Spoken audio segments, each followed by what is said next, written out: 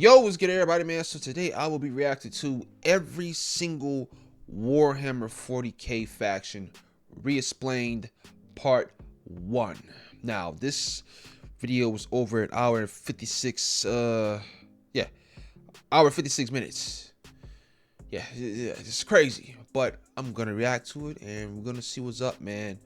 I recently reacted to a short, I believe it's probably like 20-minute video talking about the lore and everything. So that was a good video, but we're getting deep into it now because yeah, this is an hour video. But I'm not gonna waste any time, man. And before we get to the video, please like and subscribe. I would really appreciate it. Please check out all my other reactions, trailer reactions, and just everything I do, man. I do a lot of stuff. But enough talk. Let's get into the video. In the kind brightness of the far past, there was no war. Our galaxy was, for a long time, fairly empty and quiet. The first known species to appear during this time are known only as the Old Ones, cosmic entities that traveled across the galaxy with ease and seeded life through the stars. Shortly thereafter, a new species began to arise. The Necron-Tyr, evolving under the harshness of a devastatingly powerful star, the short-lived and irradiated Necron-Tyr try to find the secret to eternal life and to be freed from their terrible existence. As they expand through the stars, they find the Old Ones and they plead to them to share the secrets of the universe and grant them purchase from their short and painful existence. The Old Ones respond with a lol and a Lamau, and with their immense power, they force them back to their homeworld. Yeah, they ain't going for that. Filled with rage and they was hatred, pissed. make it their duty to get revenge on the Old Ones. A revenge that would come swiftly as a chance encounter with other gods gave them a solution. These other gods were known as the Catan, a race of highly powerful star-consuming entities. Do not fear, young mortals. And I want to know where these came from. Provide you with the immortality. That's what I want to know. Hold on. All right, I have to pause for a little minute, but let's get back into it. Now, won't you shake a poor sinner's hand?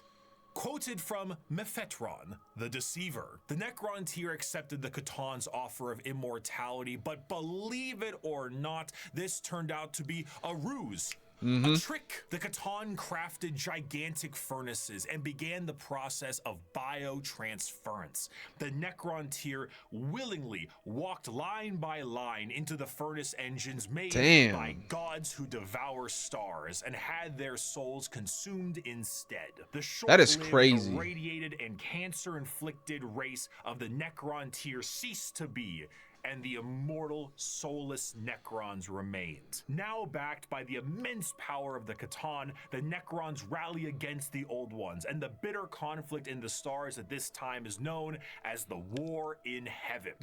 Man, the War in Heaven, dog. Races and entities to aid them in this battle, the Old Ones are overwhelmed and eradicated down to the last, due to the sheer power of the Catan off the souls of the Necron-Tyr, and with an army of unthinkable robotic slaves at their behest. However, the Catan are greedy, spiteful gods, and when there was no foe worth killing, they turn on each other. The Necrons then put their sights towards the Catan and lay waste to them, it took them out, securing their freedom. The once subservient Necrons now control their former masters. Worn out and weakened by these wars, the Necrons, under their leader Zarek, the Silent King, lie dormant, with a plan to eventually wake and reclaim control over the galaxy. Over millions of years, empires rise and they fall. So, I know about that part. So, did he eventually wake up? I'm pretty sure we're gonna get into that.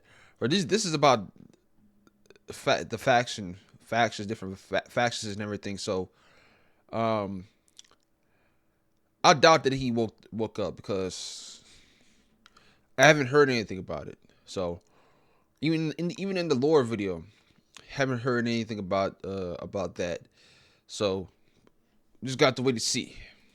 The species created by the Old Ones have footholds over the galaxy, but on a pale blue dot in the thick of all this conflict, the Earth, humanity baby. begins to evolve. And for the most part, the basic path of humanity's evolution remains the same as it is now. That's for cool. Almost 15,000 years. I love that. Right now, in the 21st century, this is canon. You, right now, Twitch streamer reacting to this video, you existed at a point in the Warhammer universe. It's crazy. Over time, humanity's ambition and the power of their technology becomes unmatched, and the golden age of expansion begins. Humanity starts to branch out through the stars with powerful tools used for agriculture, mining, and expansion. Some branches of humanity would eventually settle far away. Yeah, my fault. I have to pause again, man. I'm tired of wasting time.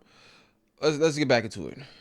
Psychic ability of humans are greatly expanded, and what we begin to know as psychers appear. But despite all the progress, things would begin to collapse. The machines created to aid humanity would turn on them in M23, an event known as the Cybernetic Revolt, and trade would begin to collapse due to the immaterial warp, aka actual hell, beginning to cause ruptures in space and time. These warp stones would separate humanity, and this would be what is known as the Age of Strife. The warp, a sea of souls, storing all thought, emotion, and the souls of those who have passed on, begin fluctuating into something terrible, as far on the horizon, something horrendous was brewing. You see, the warp isn't just a random assortment of chaotic energy. It is fairly well organized, thanks to those living in the galaxy. The warp itself acts as an afterlife of sorts, and the actions of it's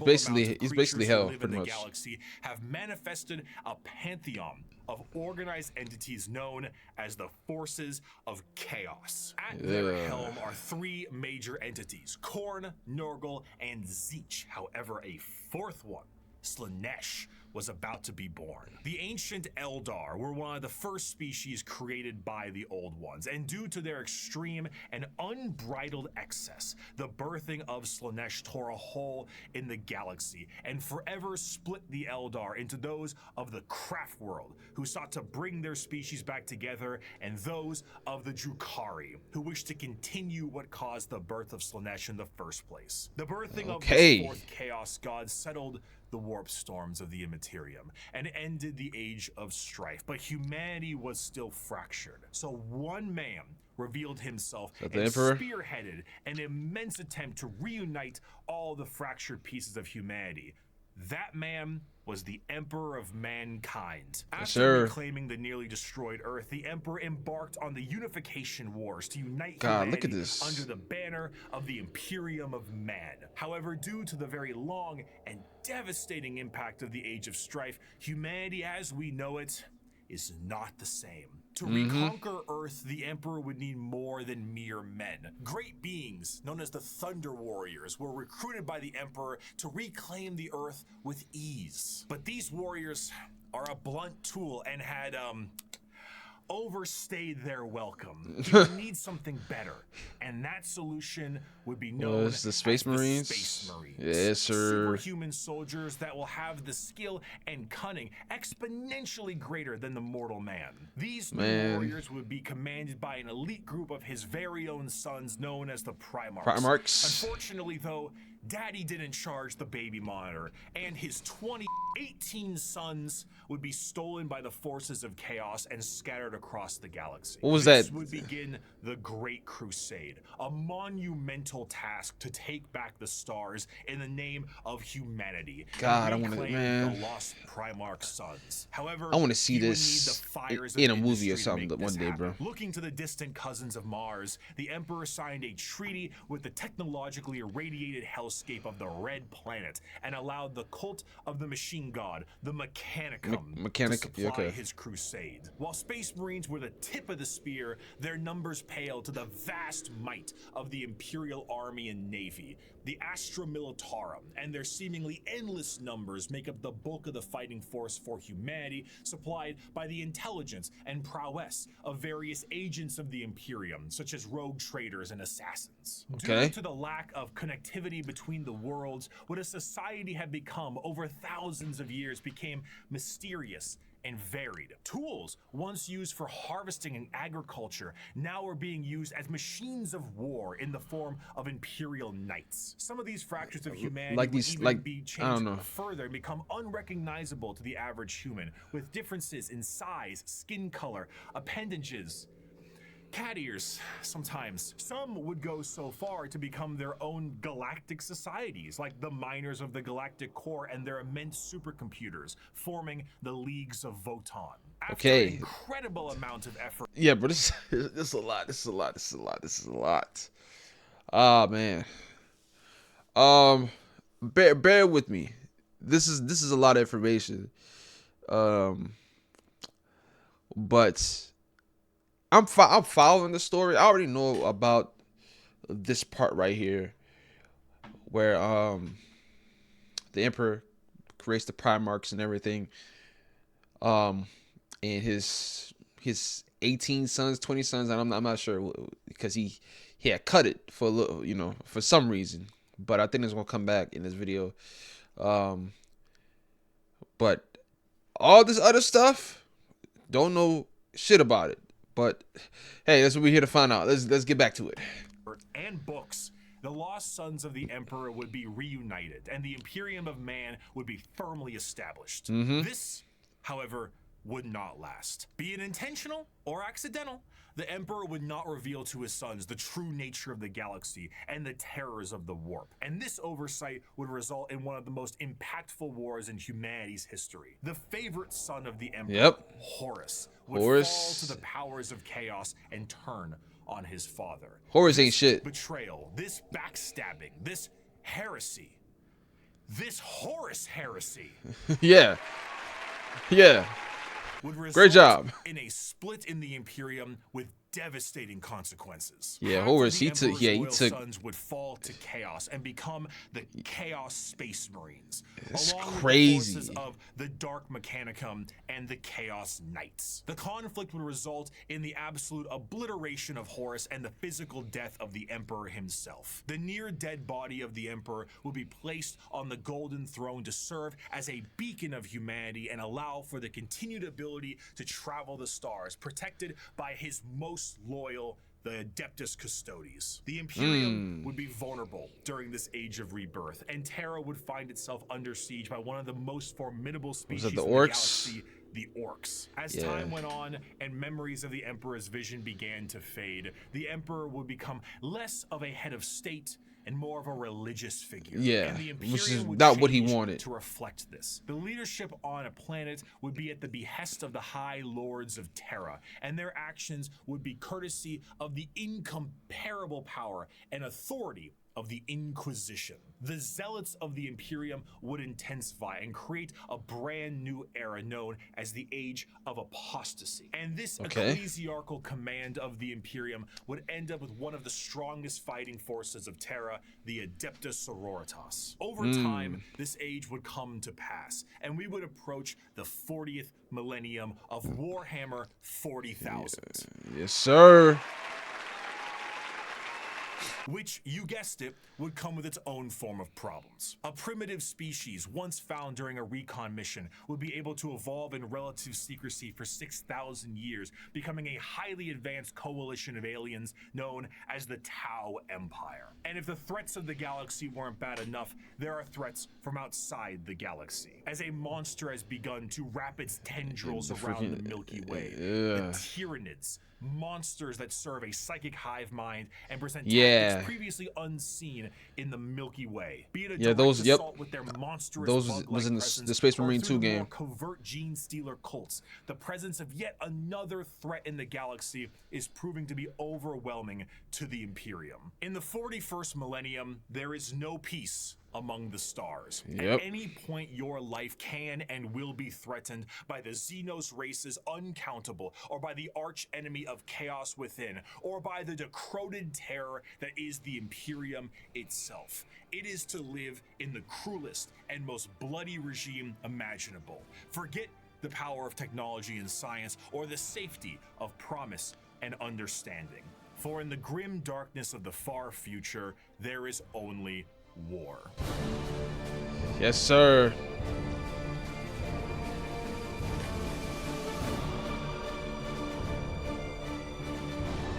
Let's get into it, baby. 12 minutes in for sure. What the hell is this? A fantastic job once again, Mr. Kurz, the Night Haunter himself.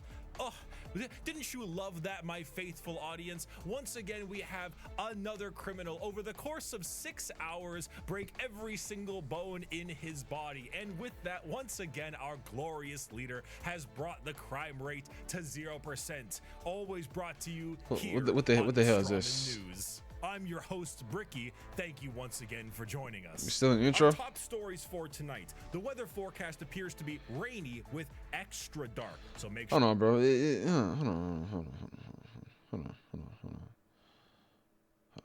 Hold on. Is this where we start? Let's get it started. Drawbridge, the separation between the layman who had only ever seen the big armored blue man situated neatly next to a Wetzel's Pretzels, and then the hardcore Warhammer lore nerd.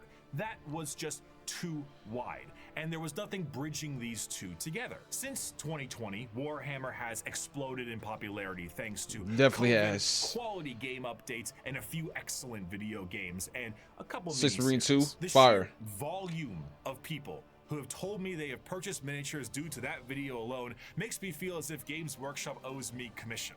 However, that video is incomplete. I was not a casual fan, but I was also not a hardcore lore junkie. In the 5 years since that video's release, multiple channels have sprouted up, and the drawbridge between casual to the obsessed has never been wider or easier to traverse. Even I, myself, have been a part of Adeptus Ridiculous, a podcast teaching lore in a much simpler and condensed form. Needless to say, Yeah, I'm probably about to watch I've that. learned a lot. Warhammer is so much more than just Spaceman shoots big gun. It has also grown substantially from its origins, being a Warhammer fantasy spin-off just in space. Now, it is a black library filled with immensely deep characters, difficult themes, and even some tear-jerking stories. It is a backdrop I love for it. 1 million stories over 1 million worlds, and I did fuck not is this? see Hold its on. true depth in 2020. We still in the But intro? now, I'd like to share what I've learned. We just had a brief summary of the world and each faction that takes place during it. And we did that because to truly understand each faction, we must understand what makes them the way they are. And Okay. to do so, we need to begin in chronological order, discussing their origins, their culture, their powers, and of course, what makes them oh so grimdark. So let's begin with the group that started it all and sing praise to the Infinite Empire. The freaking Necrons, baby. As mentioned before, the Necron tier were the original form of the Necrons, an alien race far away from us that lived short, painful lives due to the irradiation of their star. Normally, this would manifest as like a sort of cancer, a space cancer of sorts. The Necrons are very much inspired by the ancient Egyptian aesthetic, but unlike the windswept dunes commonly associated with it, the irradiated hellscape the Necron tier endured was far from picturesque. This also translates into their hierarchy. They are a race of nobles and peasants. Most of the peasants would often live for their very short amount of time, only a couple of decades, while the nobles tended to have better care and would live a little bit longer, but still far less than the average lifespan of a human, even today in the 21st century. The leader of the Necrons was Zarek, the Silent King. He was the one who took the deal with the Catan and the Deceiver. Of course, he wasn't aware of the fact that they were known as the Deceiver at the time. But the whole species was blinded by hate after being debased by the Old Ones on their quest to cure their illness. The sheer pain that underwent the Necron race can't be understated, as their fear was manic. The Catan are, of course, gods that eat stars, and when the leader of your species tells you to march into the gigantic green furnaces to ascend to immortality, you march. The Yeah, scenes from unfortunately. these are long lines of both the peasantry and nobles clutching their loved ones in a frantic act to save their own This is lives. crazy. Many of them already inflicted in the late stages of this space cancer, some of them crawling into the biotransference furnaces, trying to outrace death itself, without realizing death was the one who made these to begin with. What came out the other side was a soulless husk. And I say that literally. A soul is not an abstract concept like it is in our world, an immaterial version of oneself discussed and debated in religion and philosophy. No, in Warhammer, a soul is a real, tangible item of oneself. And the Catan basically were just like it took them all. Went in their furnaces. If you were a peasant, you came out a Necron warrior, and you as an individual have ceased to be. You have no mind, you have no soul. Damn. Your body, as you know it, is made of an extremely advanced mass of re-knitting living metal known as necrodermis. You cannot think for yourself, for you do not have a brain to think with. That is All you crazy. do now is await protocols from your overlords, which are the nobles who came out of the furnaces with their minds intact. Not their souls, Bro. mind you, but their minds are very much intact. These nobles now have command protocols, and they are able to command all of their peasantry and do with them whatever they wish. Zarek, the Silent King, that is is sad. the most I'm not gonna lie. advanced of all the Necrons. A perfect metallic version of himself with incredible power and intelligence. His strength allowed him to lead the undead and the unthinking armies of the Necrons to battle against the Catan when they were at their weakest due to their incessant infighting, and then win back their freedom. But gods cannot die. So in reality, what occurred is the Catan were shattered into thousands of pieces, and each shard of their god was trapped in a stasis vault and mind controlled to do the bidding of the Necrons they once enslaved. The biggest challenge they face now are actually the upstarts of the galaxy. The Eldar and the Orcs were quite prominent, and as you can imagine, a galactic war really takes its toll on the joints, or I guess the servos. It was in their best interest to wait out the galactic rise of the other races and come back at a more opportune time. So they went into stasis via these massive tomb complexes hidden beneath various worlds, biding their time until it was once again their opportunity to rule the galaxy. Okay, so they did come back. The Silent King, as penance for his failure to his people, exiled himself into the darkness between stars for the next 60 million years. 60 million? Perfect memory. A constant reminder of the doom he inflicted upon his people. Flash forward to the modern day. This is crazy. The Necrons are reawakening, but they're back. It isn't working as well as it could be. Whether the tomb world is reawakened naturally or by some imperial moron stepping on a green glowing rock, the Necrons have come back to reclaim a galaxy they consider rightly theirs. But 60 million years of hypersleep have taken their toll. Many Necron dynasties awake with systems unrestored and huge swaths of their population's minds completely lost. Necron nobles wake with various mental faculties compromised, sometimes exhibiting traits similar to excessive paranoia, schizophrenia, or even dementia. One notable Necron, Nemesaur Zandrak, believes that he is still back on his home planet fighting off separatists and interlopers. See, Oberyn, the separatists come, attempting to outflank me as they did at the 4th Battle of Vindach. How they calculate that daubing themselves green and roaring like savages will produce a different outcome, I cannot fathom. But it is of no account. Ready, my legions. Another glorious victory shall soon be ours. Other individuals, such as the esteemed Imhotep the Stormlord, seek to usurp the newly returned Silent King for rightful ruler over the Necron race, believing his time has come to an end. While scientists and archaeologists like Trazen the Infinite and Orikin the Diviner spend thousands of years bickering over artifacts and petty squabbles. Truly, the Necrons are a faction of unthinkable, unimaginable power, held back entirely by their own hubris and 60 million years of stasis. It is a species that does not know of time only of the ravages brought by it. A pharaoh of a dynasty may just be as frightened to awake completely mad as they are to be assassinated while they sleep. Thousands of years pass in an instant. There is a play, like an opera play, a retelling of the war in heaven in the Necron culture that takes 40 years to witness. Because why leave? You have no need to eat or vacate your bowels. You are immortal, but you are soulless. Despite the Necrons' incredible technology, their mastery over time, reality itself, despite all of this, they still are missing a soul. And therein lies the biggest struggle. Most Necrons look to conquest the galaxy, kill the interlopers like the humans, Eldar, and Orcs that scrape at a fraction of their power.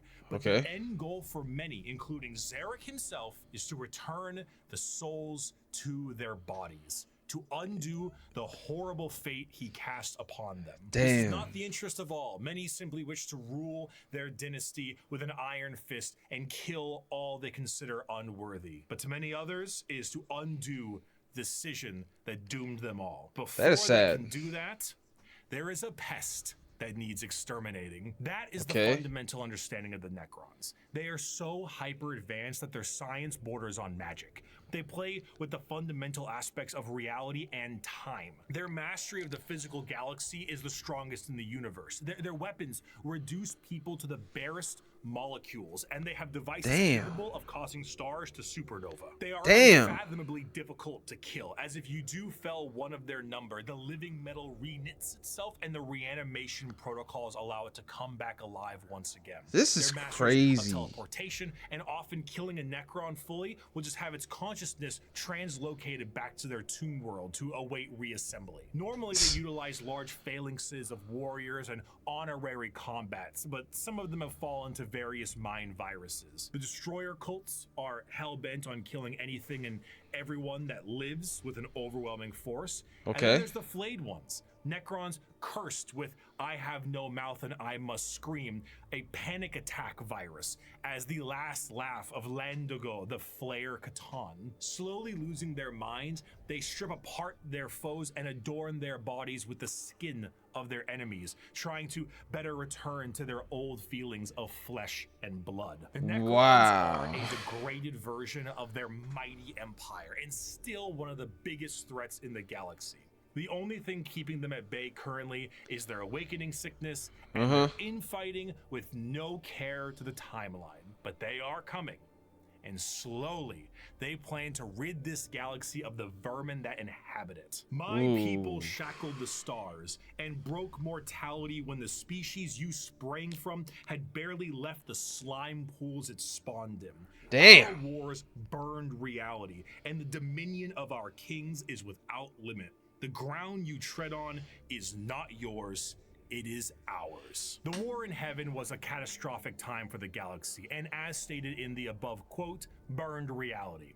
Of course, souls exist in Warhammer, and in the case of the Necrons here, they were consumed by the star gods. This begs the question, however, if you were to pass on, expire, as one might put it, where would your soul go? The answer to this is the warp. In the warp? Warhammer, okay. So all souls go to the warp? Real, and so is hell. The afterlife, the Empyrean, the Sea of Souls, the Immaterium. All of these names refer to the dimension parallel to our own known as the warp. Now, the warp is not like our reality. It does not follow the classic normalcy of time and space. It is defined as the Sea of Souls, and it acts like this in a more literal way than you can realize. To imagine the warp is to imagine the sea itself. Hell is real, and you can surf on it. It has a current and can become more dangerous depending on where you go and how bad the weather is. As the Immaterium is a reflection of our reality and of our souls, all thoughts,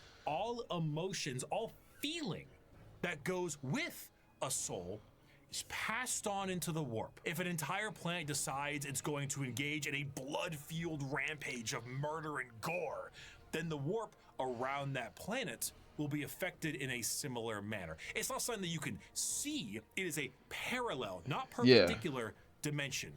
but it is changing. To expose oneself to the warp for any period of time invites certain death outside of the most iron-willed of individuals, and to stare into it will drive one mad. Much like the open seas, things dwell in the warp. Whether these beings were always there and were just emboldened by the carnage of the galaxy, we can only speculate at. At a time, you could say it was more calm, but a certain faction's galactic war in heaven didn't do it any favors. Now the warp is turbulent, and its realms belong to a pantheon of gods known simply as Chaos, baby. Oh, let me talk about the Necrons real quick, man. So the Necron story is just very sad because their leader forgot the name, but their leader said, "Do this. We can it can make you immortal, and we don't have to worry about this space cancer anymore. We can be immortal. We can get what we want." But the deceivers, I forgot what their names were, but they deceived them, and every person walking into that green furnace, losing their souls like that and becoming something, basically becoming nothing. Some people, like the peasants, like he said, they are just there to be controlled by the nobles. And that is a sad situation, man. That is very sad. And now they woke back up 60 million years later, I believe. And this was made 8 months ago. So I'm not sure where the Necrons are right now. But I am intrigued to see what they're gonna do, because they want to conquer. Some of them want to conquer space, and some want their souls back. So I'm really intrigued to see what's gonna happen, because the way he's describing them, they are probably the most powerful faction in Warhammer, in the universe. But what's holding him back is all the sickness and everything. They're not caught up with the timeline. Like, they still think they're back millions of years ago. Certain people are. And it's sad. It's very sad to see. But when they get their act together, I just know it's gonna be all hell is gonna break loose. I will say that. But I'm intrigued. I'm gonna have to look up some other stuff. Let me know down in the comments just let me know down in the comments what happened, because I don't know a damn thing. So just let me know.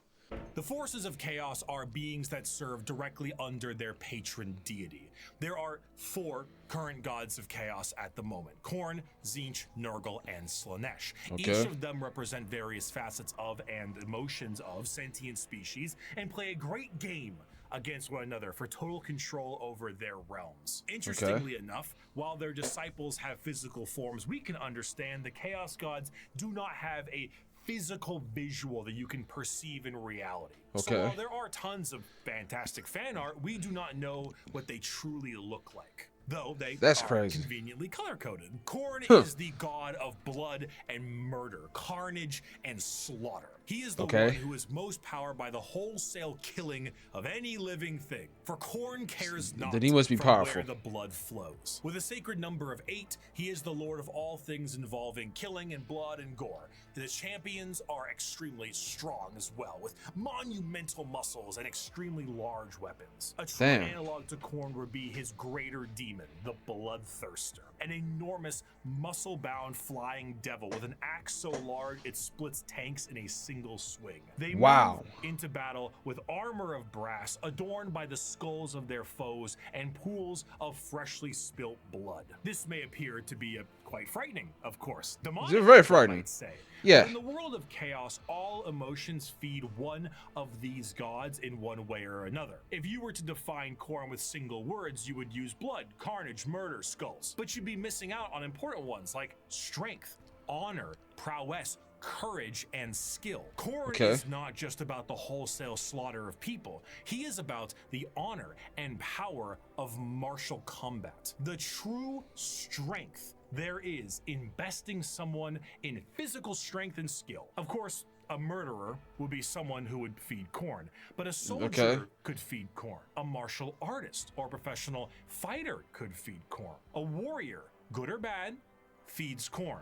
A diplomat does not. A premier soldier does. A GoFundMe does not. This is what leads many mortals down the path of Khorne, for he will bless those that bring him enough skulls. And in a world this destructive, there are many ways to reap a high tally for him. Yeah. Prepare the dread claws and unchain the mad ones. Glorious battle awaits us today, for the world below has refused to surrender. Let us descend upon them with fury and rage, giving no quarter and sparing only those warriors who fight well enough to earn a place amongst us. As for the rest, their lives and possessions are ours, but their skulls are for Khorne. Normally, if I ever want to explain Khorne, I just kind of show him this clip. I'd never stab you in the back, Shepard. Warriors like you and me, straight to the face. Moving on, Tzeentch is the second god, the god of trickery and mischief, the changer of ways. Look at these designs. The conspirator and the architect of fate. With a sacred number of 9, Tzeentch is truly the god of change in all of its forms, but there is an obvious undercurrent of mischief and cunning. Tzeentch is such a liar that his pants have gone thermonuclear. Huh? What the hell is that? Time is asking questions that have no answers while simultaneously making up answers on the spot to a question he didn't ask. Have you ever had a dream that What? that you had you could do you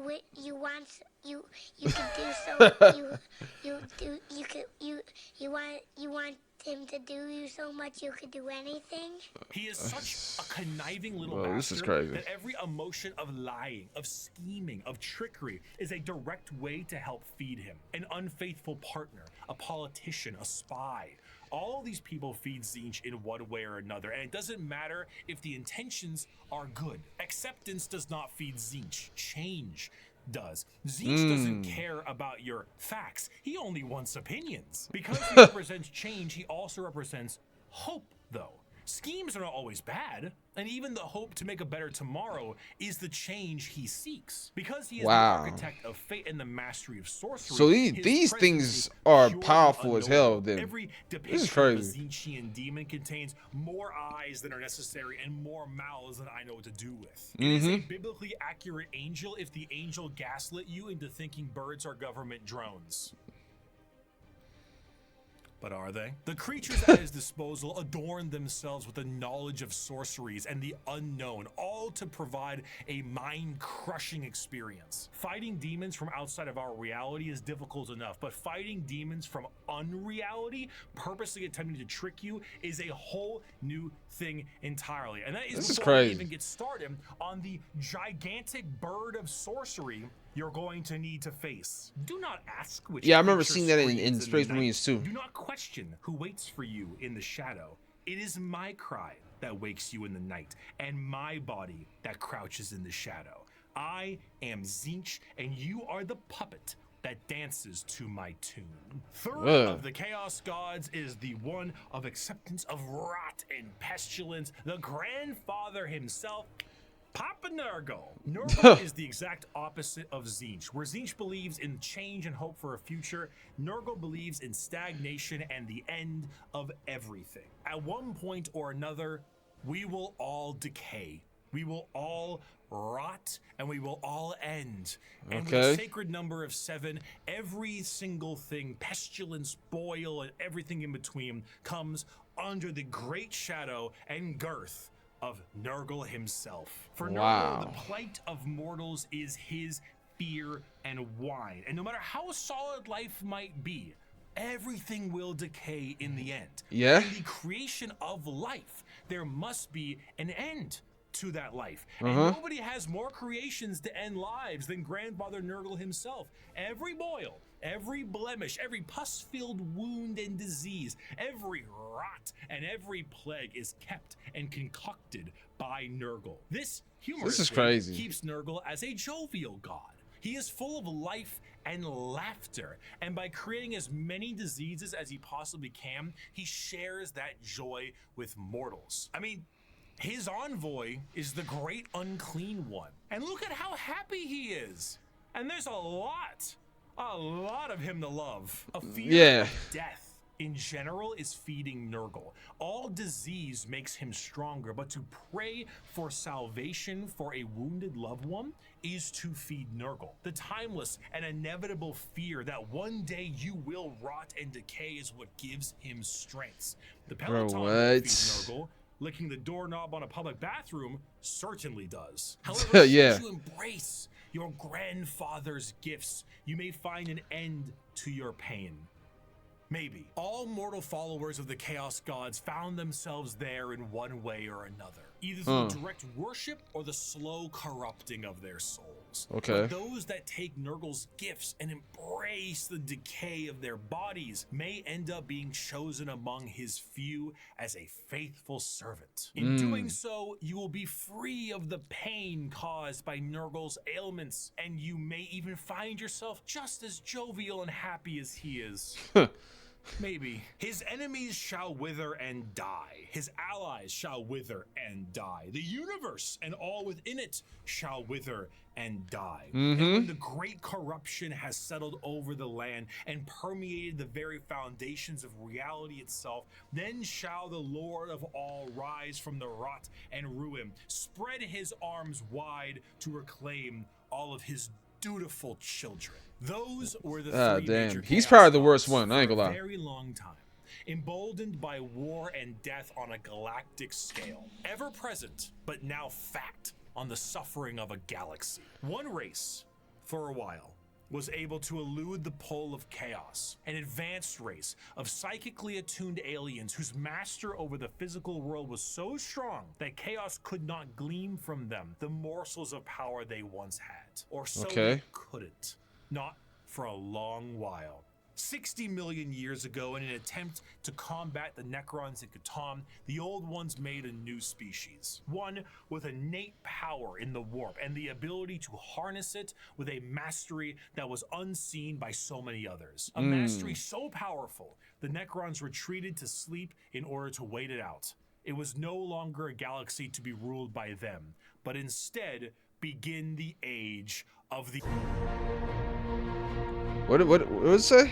I don't know what it says. Are a race of pointy-eared humanoids that are all psychically attuned to the warp. If we're being meta here, these are space elves, and these elves ruled the galaxy in the time the Necrons went to sleep and humanity began to rise. The Eldar's empire was galaxy-wide and lasted for longer than any other galactic power that we know of. Their understanding of all things was exceptional. With every single one of them being psychers, they had the ability to master the warp and use it to their advantage. See, being a psyker is basically like being a wizard, or I guess in this case it's more of a sorcerer, since you are born with the gifts as opposed to learning them. In order to utilize your psychic abilities, however, you must then reach into the other dimension, into the warp, into hell for that power. So if you were to say, cast Fireball, your mind would reach into the warp, gather the strength to rewrite reality, to then cast Fireball. Now, you might think to yourself, doesn't that mean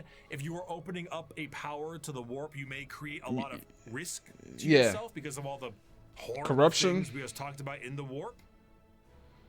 Yes. However, in Warhammer 40k, willpower is a real, tangible thing, in the sense that in its own right, it can be weaponized. Being strong of will means being strong of soul. And being strong of soul means you can resist the pull of the warp that much more. A more inexperienced psyker opens up a hole into the warp that is large. And that hole widens to get more power, allowing evil things to get in. A powerful psyker is able to open a very small hole, but with immense force to get the same amount of power with less risk. The Eldar are master psychers. Every single one of them can call upon the warp, and over millions of years they have perfected it so much so that they can weave structures out of it. In some species in the galaxy, they utilize the warp itself for interstellar travel. The Eldar ain't having any of that noise. How about we utilize a fancy alternative mode of travel that is substantially safer than the old ones created, called the webway? What about dying?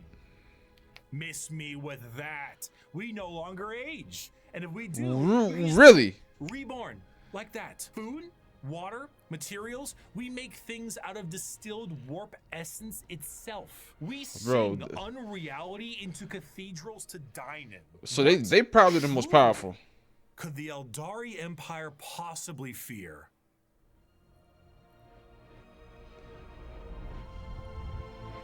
The Eldari Empire's biggest fear was themselves. With a society so perfect, they wanted for naught. And this led them down dark and dangerous paths. When the base functions of society are no longer a problem for you, you tend to experiment. Perhaps the medium rare steak on your plate would be better if it was elf meat. Hey, I'm not saying we should make cannibalism cannibals, but like, what's the issue with a little taste? Violent sports is one thing, but how come we don't do sports to the death? I mean, no, they doing Hunger Games type stuff, dog. If both participants are willing and clear about it, like, what really is the problem there, you know? And they can be reborn and stuff, so in the eye of the viewer, and what is considered art is completely up to the concept of one's own interest. A canvas adorned with the blood of a man wronged is truly the visual poetry that our society needs. Hedonism. With a slow and consistent hedonism, the Eldar slid backwards into debauchery of the sort I cannot discuss on this YouTube video. Murder on stage, delicacies and drugs distilled from one another, the trade of slaves and concubines, and much worse. The Eldar physiology has their emotions heightened, and they can feel more than a human does. So while it can provide lows of pure despair, it can also provide greater highs than you have ever known. And swinging between the two of them was the Eldar game. The warp took notice of this heavily, and it began to react. On a galactic scale, the debauchery and the hedonism of the Eldar race caused levels of warp storm so pronounced and so volatile that it cut off interstellar travel for all those who used it. Communications between planets was removed, and a nightmarish era of old night began. This continued for thousands of years, hundreds of thousands of years. The Eldar all but removed from the problems being caused as they entered heights of more and more ecstasy. They needed more and more and more. Nothing was ever enough. More murder, more torture. It's art, it's delicacies, it's life. This silence offends Slaanesh. Wait. The other Chaos God. He didn't talk about that. I had a feeling he was going to come back to that. Thirsts, the god of unspeakable excess, is our fourth Chaos God, with the sacred number of 6 adorning their title. Slaanesh is a bit of a tricky one, because with our other 3 Chaos Gods, there was a certain understanding of human emotions and desires. But for Slaanesh, that desire is how they get their power. The words to be used would be decadence, pleasure, perfection, passion, excess, and many others. The pursuit of more. The want to do more, experience more. So she probably got more. That's what powerful as hell. Slaanesh their gifts. A lot of people believe that Slaanesh is something that originates with sex, specifically, and it makes sense why they assumed that. The visuals of Slaanesh patrons are all very lithe and sexual, but they are also intentionally androgynous to appear attractive to a variety of intrigues. However, to think that Slaanesh what was that? A variety of intrigues. I'm not gay, but okay, so I'm not gay, but I'm Swedish. However, okay, I don't know what he said, but let's continue. Slaanesh specifically derives from sex would be mistaken. While it is true that a lot of humanity's actions can relate to getting laid, and Slaanesh is the dark prince of desire, it's more on the lines of feeling an excess of an emotion. It is excessive touch and scent and desire. And a lot of that has to do with sex. That's why it looks like sex. But it's more than just that. A patron of the arts may feed Slaanesh. One that aspires to become the perfect chef or master of their craft. And the sheer pursuit of that alone will feed Slaanesh. Whiplash is Slaanesh's absolute favorite film. Videos where people beat Elden Ring on a dance pad feed Slaanesh. There are no two words in the English language more harmful than good job. Damn. I still watch Whiplash. But is there a line? No, man, no. This also moves into the concept of feeling. Sensation is a majorly Slaanesh-coded thing. It might start off feeling good, but then you get to play around a little bit, you know? You play with a little bit of pain. Light pain might not be enough, so you might want more. Or inflicting the pain could be your jam. Music can increase to volumes that may hurt your ears, and even then that might not be enough. Okay. More. You must have more. Just the pursuit to get more. Okay, let me see. So the pursuit to get more in pursuing different things like being the perfect chef, even if you're the best of the best, that is not enough. You still want more. That ends up feeding her. So, yeah, I get it. Grace. The keeper of secrets is his chosen envoy, and their movements are a blur of dance and pain with an aura all the more fatal. They dance and sing, but there's always a form of malice behind every action they take. An alluring gaze that will pull you in right before the demonic entity can crush you in that grip. Slaanesh's palace has 6 layers surrounding it, and one of them is the excess of gluttony, where the participant finds themselves in a beautiful banquet full of the most delicious foods imaginable. Tables of delicacies and rivers of wine tempt the user to such a degree that they cannot stop stuffing their face, unaware that the things they are eating are very vaguely familiar meat. If one does not see themselves drowning in the river of wine, they may soon fill their bodies up so much that they cease to function and fall over, becoming part of the banquet themselves. Damn. That is one of the 6 layers of Slaanesh's palace. This was the ecstasy that the Eldar civilization indulged in for millennia, and did so at a monumental scale that they created a god from it. Find pleasure she in must be every powerful moment. as shit. Indulge in every whim. Let lesser races feel the burden of their crude lives. We are beyond such concerns or worries. Every power is ours to use, every sensation ours to experience. We are truly masters of the galaxy, and all others exist only to satisfy our curiosities. We have earned our position of power. Let us forever taste the fruits of such achievement. Time itself is ours to command. We are eternal. The Gangoons. Wait, what? With the birth of Slaanesh, the Eldari Empire ceased to be. A catastrophic event so horrible that the warp ripped a hole permanently in our reality. A fissure forever known as the Eye of Terror. With the sudden inhalation of this god's largest breath, the Eldari souls are a currency to be now collected by she who thirsts. Trillions of Eldar died in an instant. Wow. Slaanesh gorging on their souls to satisfy his palate. 99.9% of their entire species died, and the rest are doomed to a fate worse than death. For Slaanesh now stakes a claim on each and every Eldar soul. From the moment they pass on, an eternity of torment awaits them. That's The crazy. Eldar devote their entire lives to stopping this eventuality. Their dying race so devoted to saving themselves from the Dark Prince, and in doing so, have found very creative ways. In the modern world of Warhammer, What was the that? craft world Hold on. Eldar are the main. The craft mode Eldar. Okay. Hold on. Okay. Let me take a break real quick. Man, we at the 50-minute mark, so let's get back into it. But the Eldar, yeah, they effed up. Now, they were a perfect race. Um, they were the best at pretty much everything, and them using the warp just like it was nothing, and not being corrupt by the warp was amazing.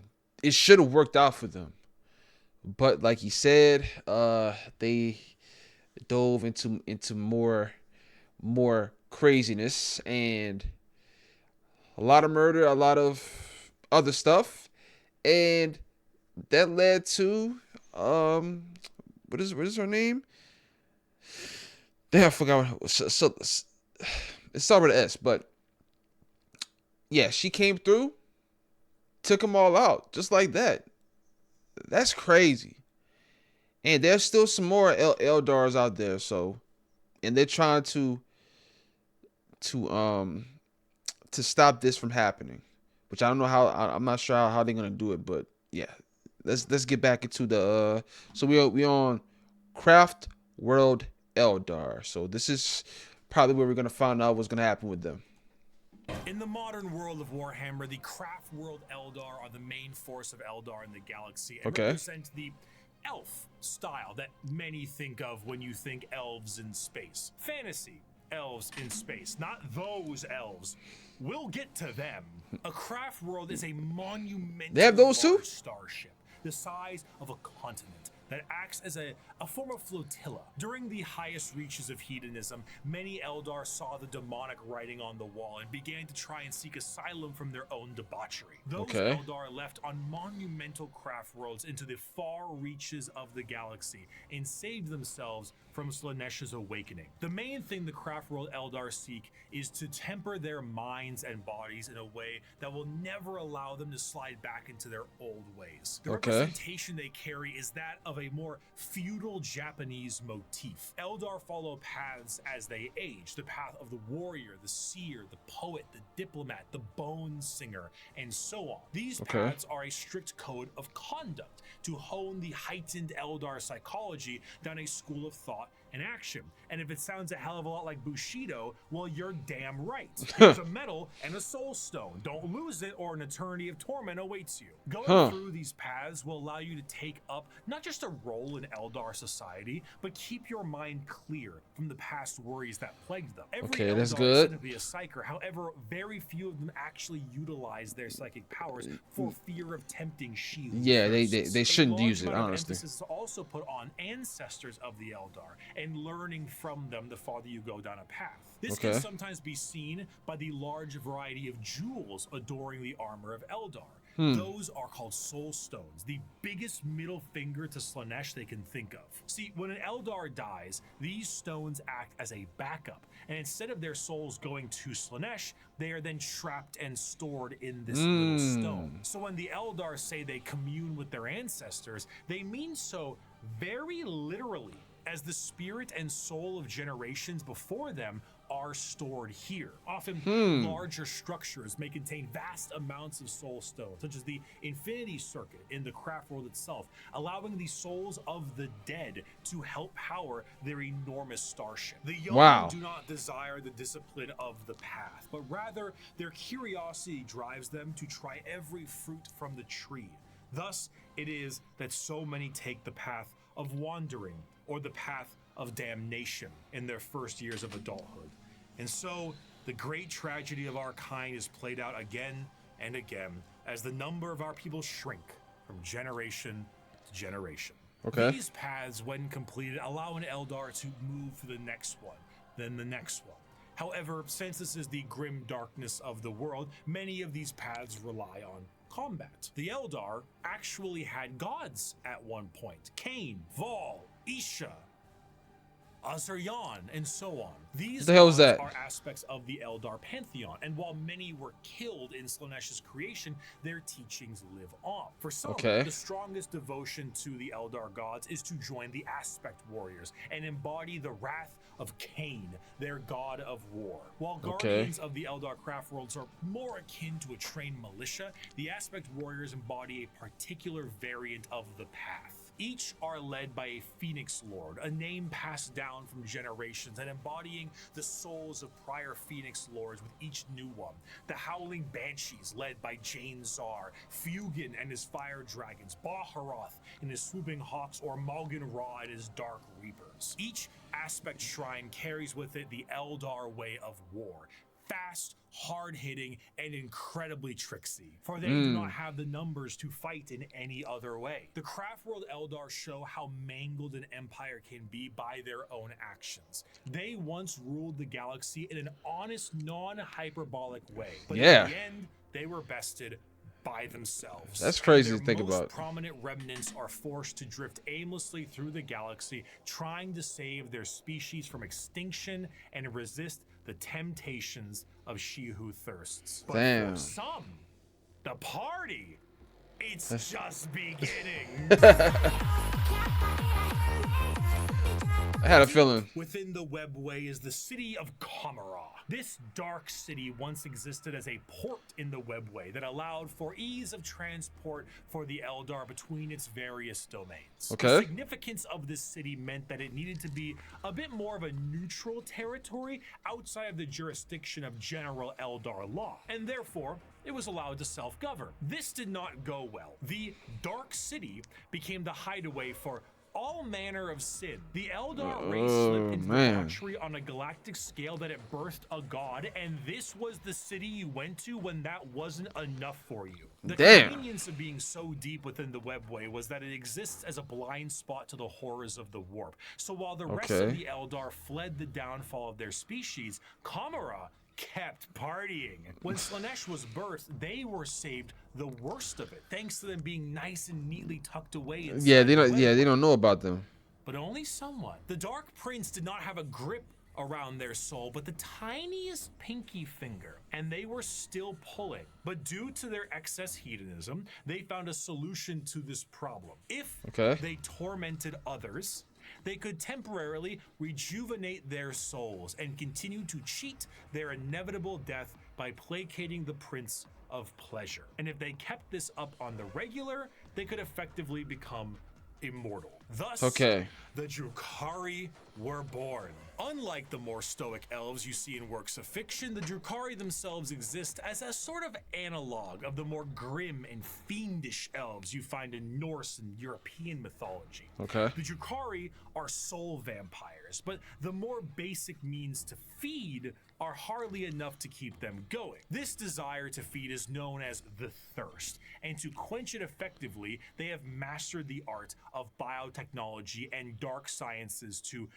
really juice themselves up on the crispy soul sprite from the vending machine called the Galaxy. The majority of Drukhari act as pirates and raiders and slavers. They go into our physical reality and drag people back to Kamara to commit atrocities that go beyond any imaginative torture a human can think of. The Drukhari are organized in various groups throughout the Dark City to accomplish this in a more organized and extremely brutal way. The Cabals act as the main warriors of the city, led by their Archons. Witches and Succubi act as entertainment for Kamara in gladiatorial arenas, and the flesh-crafting homunculus keep the Drukhari alive and discover ever-increasingly more painful ways to torment their ever-increasingly large supply of slaves they are brought. The Dark Eldar see the other inhabitants of the galaxy as little more than cattle, livestock that can be brought to bay or slaughtered at any time.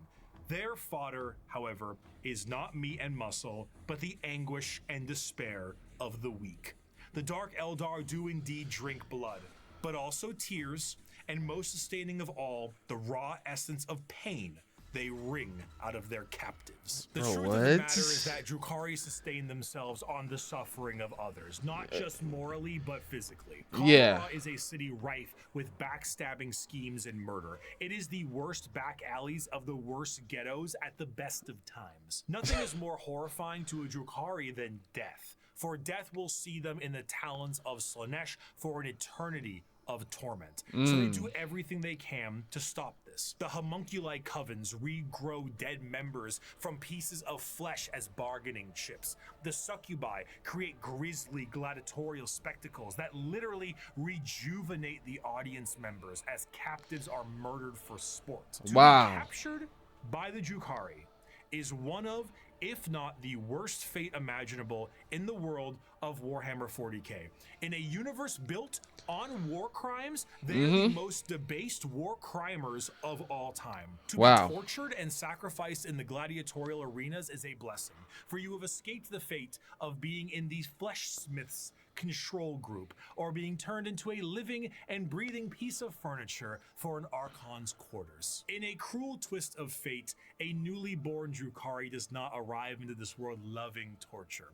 It is something they must grow to love. Grow to appreciate the suffering of other beings in order to survive in the world they have been brought into. If they succeed, they become some of the worst monsters in the known galaxy. A dark reflection to the craft worlders and a taste of what Eldar society was like before the fall. If they do not succeed, they must find purchase elsewhere. Often those will join smaller parts of Eldar society like the Exodites or the Harlequins. Exodites believe in a pre-industrial variant of their society, often retreating to more lush worlds to ride dinosaurs and live off the land. Prehistoric That sounds stuff fire. I would normally laugh at if they weren't riding dinosaurs like ballers. The fire. Harlequin dancing troupe are a subsect of Eldar that are more than just a little strange. A carnival of dancing jesters that serve the Eldar laughing god of Kegarak. They arrive never when expected and leave just as quickly. Blurs of light carry their footsteps as they dance their foes into a grave. Combat is just as much of a joke as it is a play on bloody murder. So they're basically all the sometimes even humanity for reasons we can let me see what I'm trying to say. So they're basically all just a bunch of jokers, pretty much. This part right here is crazy, man. I'm not gonna try to go back to it, but the Drukhari, I think that's how you said. They are the worst of the worst because they don't want to be well, they don't want to die, and when they die, they have to. I forgot what the name is. He literally said it, but I just forgot. There's so much information going on right now, bro. I can't remember all of it, but basically, they do the worst of the worst. Torture, everything, stuff that we can't even imagine. Who comes up with this stuff, dog? Who really comes up with this? You gotta have a dark, sick mind to come up with this stuff. But this is fire, though. I love the dark stuff because I don't know. I don't know why. I might be sick myself, but I love the dark stuff like this because in the universe of Warhammer 40k, where there is a lot of atrocities, there's a lot of murders, there's a lot of wars, there's a lot of things that happen, a lot of stories that go down that are very sad and very scary and are very entertaining. I'll say that for sure. But this right here, never heard of them, but knowing that they are the worst of the worst, knowing what they do to people that they capture is the worst of the worst, and is definitely worse than death. It's definitely death would be a blessing. They would love Anybody who would get captured by them would love to be to die, and that makes me want to find out what the hell they be doing, what more stuff they be doing, because he described some of it, but he didn't go into detail because obviously he wants to be monetized. But I am gonna have to look up some stuff about them and look up some stories about them, because yeah, it's some dark stuff. But this is a deep rabbit hole, bro. With Warhammer 40k, dog, man, this is a deep rabbit hole. But let's see where the Adaptus Mechanicus is the longest one. Yeah, we're gonna get back into it. So let's get it done. But I'm enjoying this. It's just this shit is so long. It's so long, and I'm doing this at night too. It's like it's 1:06 in the morning, so we're gonna push through this. But I'm enjoying this. I'm enjoying learning about this stuff, man. So let's get back into it. Understand. Perhaps one day we would have, were they not stripped of their army book and folded into the Eldari Codex. So I suppose it'll have to stay a mystery, or maybe it was one of Kegarok's master plans to get back at She Who Thirsts and save their species. Who could know? Perhaps it was all a sick and practical joke to Kegarok, and he would just find it very funny to watch me fumble the discussion of one human on a tiny blue planet across the galaxy.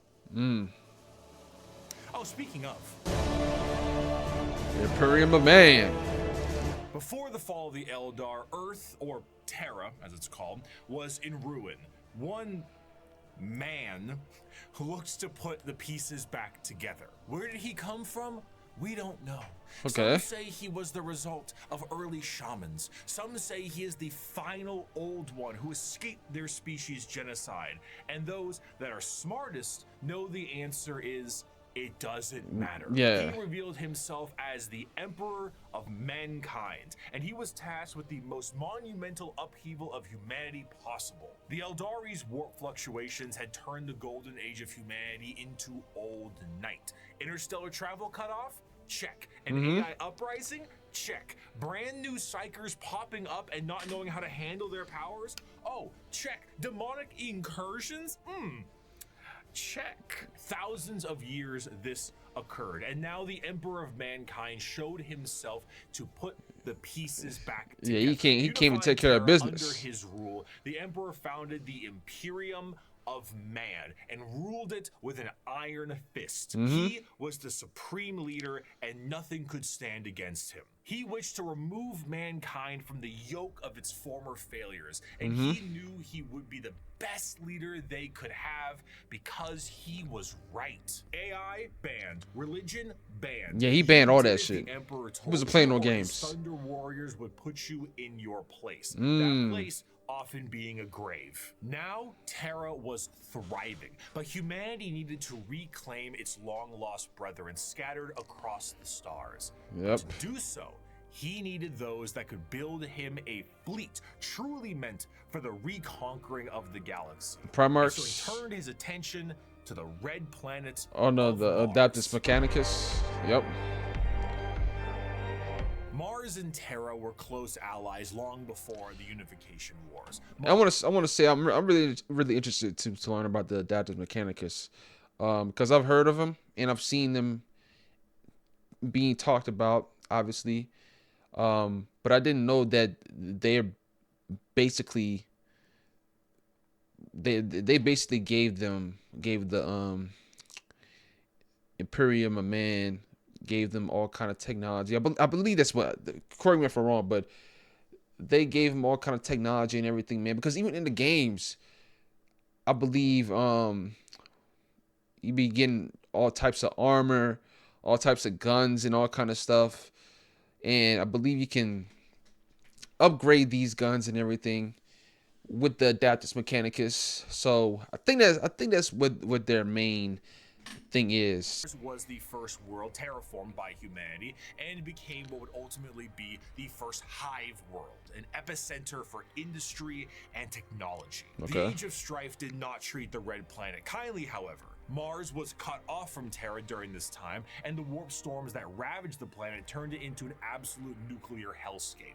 Damn. Those who were on the surface were turned into your run-of-the-mill mutant if they even survived the bombings they inflicted on themselves, but others were lucky enough to escape beneath the red sands in powerful fallout shelters. These became their generational habitats, but this resulted in extreme reliance on technology and those who could use it. They began to view the technology keeping them alive less as a technological advancement and more of a divine intervention, with those skilled in it as priests. The Martians began to worship the power of the machine, and this resulted in the formation of the cult Mechanicus, the belief in a holy trinity known as the Three-in-One. The machine god serving as the spirit who gave rise to all technologies known, the motive force, the deity that gives all life its ability to live, and the Omnissiah, a physical manifestation of the machine god itself. This belief began to manifest in them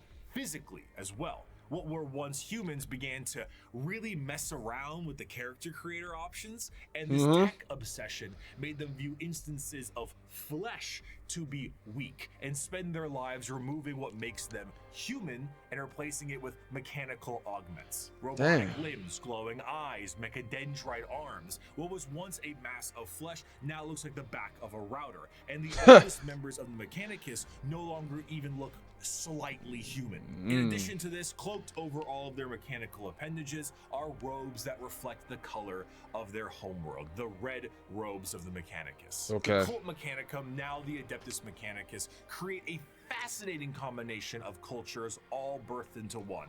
Basically, techno-zealot monks. Organic life is the machine god's greatest accomplishment within the scope of the great work. All praise he who is three-in-one. By giving us life within an organic shell, he presents us with the means and opportunity to improve upon physicality, as is his divine plan. He grants us complex weakness so we might learn metallic strength and ascend to his level of machinic perfection. The Emperor's arrival to Mars was very much a walking in with the pizzas while the room is on fire moment, but to the Mechanicum, they saw his arrival as confirmation of their belief. They took one look at the glowing golden entity that showed up on their doorstep and were like, that's him.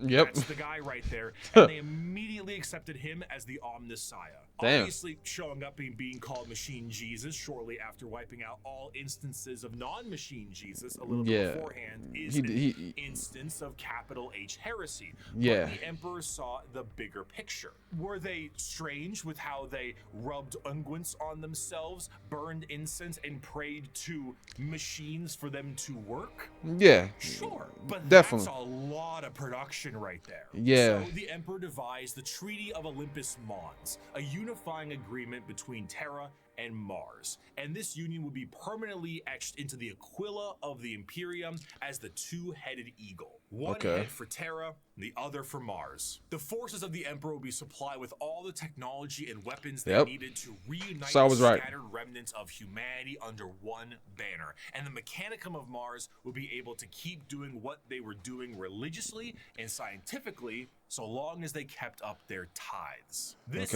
tithe meant total quality control over all technology in the Imperium. Is it a big spaceship? AdMech take care of that. Tanks? AdMech take care of that. The literal bullets in a gun? You guessed it. But unlike the factories of today, the forge worlds of Mars and the creations of the Mechanicum are a bit of a different experience altogether. Instead of a factory on a random given world, the entirety of the planet's surface is dedicated to manufacturing. That's a little tricky, isn't it? Considering that the usage of silica animus, or AI, is a big no-no, and basically the largest affront to their divine machine god possible. Fortunately, there's a really neat alternative that they've come up with. And that's Okay. called a servitor. Incredible devices that can do anything from manufacturing, maintenance, basic door operation, even just float around like a helpful little drone. It's an Yeah. extremely I've seen them easy in process, too. All you need to do is Space take Marine a 2. human who is dying or preferably an enemy of the state, most likely that one, and lobotomize them. And then Wow. reprogram their brains to do exactly what they tell you. They even got little baby versions of them. Yay! So now you can rest easy knowing that the entirety of the Imperium, because they outlaw AI and learning new tech is heresy, is run on lobotomized slaves. Whether they deserve it or not is unimportant, and whether they can still keep their consciousness trapped in their own minds is another thing entirely.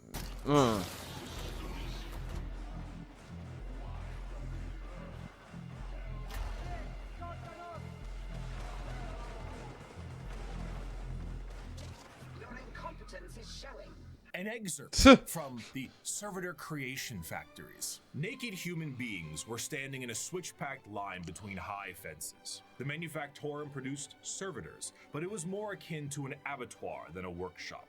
Every surface was easily cleanable. Servitors with spray units surgically attached to their backs prowled about, hosing filth from slit drains set into the perfectly smooth, slanted floors. As the line slowly advanced, the people were passed through various scanning devices, most of them mounted in ugly, functional arches that let out a constant series of acceptance chimes. Occasionally, one would let out an angry blare, and the indicator lumens would flash red. The rejected person was then swallowed up by a trapdoor opening beneath their feet. From these pits wafted a hideous stench and the grinding sounds of industrial mincers. One rejected man grabbed onto the lip and hung there, arms and hands bloodied, shouting a stream of defiant profanities. Guards lined the grating either side of him and shocked him until he fell. The adepts wouldn't even waste bullets on these people. The trapdoor flipped up, and the next terrified person was ushered forward. Violent metal arms snatched them up and spread-eagled them in the air, and a servitor shearer shaved them all over. At another, they were subjected to a high-pressure counter-septic wash whose chemical stink made me choke from 100 feet away. More scanners, more rejects winnowed out. Machines forcibly dressed them in a heavy rubberized garment common to all monotask servitors. These were saggy on them, all one size, until another process shrank them to fit their bodies, where metal cuffs, sockets, and collars bit into vulnerable flesh. The last few prayers gave way to screams at that point, and even the most stoic shouted in pain. They were ushered over a floor, buzzing with power that made them shriek with every footstep. "What's that for?" I asked. "Follicular inhibitor, to stop their hair from growing," he said. Freaking sweet, Lois. As for their scientific pursuits, the Mechanicum believe in the preservation of knowledge above all and the quest to expand it. However, as opposed to just innovating and inventing on their own with their vast technological know-how, they believe that it is a form of tech heresy. You see, because of their religious viewpoints on technology itself, they believe that the instruction booklet itself is just as holy as the Lego set it builds, and to innovate on that without the proper written knowledge is to go against the divine word of the machine god itself. All knowledge is already in the universe. You simply need to rediscovering it and attempting to invent something to improve upon divinity is very heretical. Prior to the Age of Strife, humanity was able to populate the stars with devices known as Standard Template Constructs, or STCs. These devices were, as far as we know, supercomputers with the ability to pull up and detail how to create literally anything a startup colony would need. Essentially, they were devices with the entirety of human technological know-how so that you could make a home away from home. The Mechanicum will not make anything without an STC. Quite literally nothing, because this is the knowledge they seek, and that knowledge is divine. One time, scouts of the Imperial Guard found a functioning STC that provided the schematics on a knife that happened to be a bit lighter and a bit sharper than most other knives. These knives were adopted by 30 Space Marine chapters and were one of the most advanced discoveries of the century. This discovery was so significant that they were each awarded a planet for finding this. Bam. planet for a machine that taught them how to make knives. Due to their religious organization, you can probably guess the Mechanicum are organized in a feudal structure with the highest individuals in power being a part of the priesthood. Cream of the crop being the fabricator general of Mars itself, who serves as a high lord of Terra, but also oversees the entirety of the Mechanicum. These designs are Below them crazy. are tech priests that oversee the cult for the quest of knowledge and other more straightforward theocracy. Forge worlds tend to operate slightly more independently, what can cause some power struggles within the Mechanicum, because, you know, despite them all being weird robots, they love being given praise. And despite being the manufacturing end of the Imperium, they do actually have their own military forces. They have really? Skitarii Private Army and all their various 1920s Martian-style mechanisms like Doom Crawlers, Castellan robots, and of course, the Titan Legions. Because nothing is cooler than a robot that towers over buildings. Ultimately, What? their very dogmatic view on technology as a whole has resulted in any innovation becoming absent, thus causing the Imperium to stagnate as a whole. The lack of ambition to create anything new and the wholesale murder of anyone who even tries leads to things becoming derelict. I grow weary of this flesh I was born into, strangely disgusted by its nature. I crave only the cold, clean certainty of steel and silicon, that I might become one with the blessed machine. I do not expect you to understand, you who cling to your flesh as if it were immortal, seeking only to preserve it, to protect it. One day you will see the folly of your ways, and then no doubt you will come begging to my order to preserve you. After the groundwork had been set unification-wise, it was time to start getting things together for the Emperor's great crusade across the stars to bring humanity under one banner. The Thunder Warriors were a perfect fighting force for unifying Terra and Luna, but the galaxy was a whole different thing. You see, these warriors weren't soldiers in the eyes of the Emperor. They were tools, extremely blunt tools used for the fast conquest of Terra. As the Emperor was concerned, the tools you use at home aren't the same ones you take on a road trip. So the Emperor rid himself of his tools in the exact manner you think he did. Yeah, and he took went them out. forward to crafting a brand new tool. One more mobile, more efficient, and ready Space for Marines. its next era of conquest. They shall be my finest warriors, these men who give of themselves to me. Like clay, I shall mold them, and in the furnace of war forge them. They will be of iron will and steely muscle. In great armor shall I clad them, and with the mightiest guns will they be armed. They will be untouched by plague or disease. No sickness will blight them. They will have tactics, strategies, and machines so that no foe can best them in battle. They will be my bulwark against the terror. They are the defenders of humanity. They are my soul. Space Marines, baby. No fear. The vastness of the Milky Way galaxy meant that the Emperor needed assistance bringing everyone back to the fold. And who better to do this than himself? But since the technology to be in many places at once does not exist anymore, the Emperor decided that it was time to become a dad, the same way Geppetto did, and with far less care. It is not my son, Arkin. None of them are. They are warlords, generals, tools bred to serve a purpose, just as legions were bred to serve a purpose. What a dad. The Primarch great dad. was started to create charismatic and unique leaders in the Imperial military. The diversity of these eventual leaders meant that each one could be specialized for certain circumstances across the galaxy. Depending on the type of conflict, one leader might be better than the other. So instead of forcing one leader to acclimate to a situation directly, it would be better to send a specialized leader and force to handle it. In order to do this, the Emperor used his genetic know-how and maybe a little bit of that forbidden stuff to create these genetically perfect gene fathers that had the ability to serve as his analog directly, and also serve as the leaders of the respective Space Marine legions. So he didn't have sex or nothing. He just, he had to use something.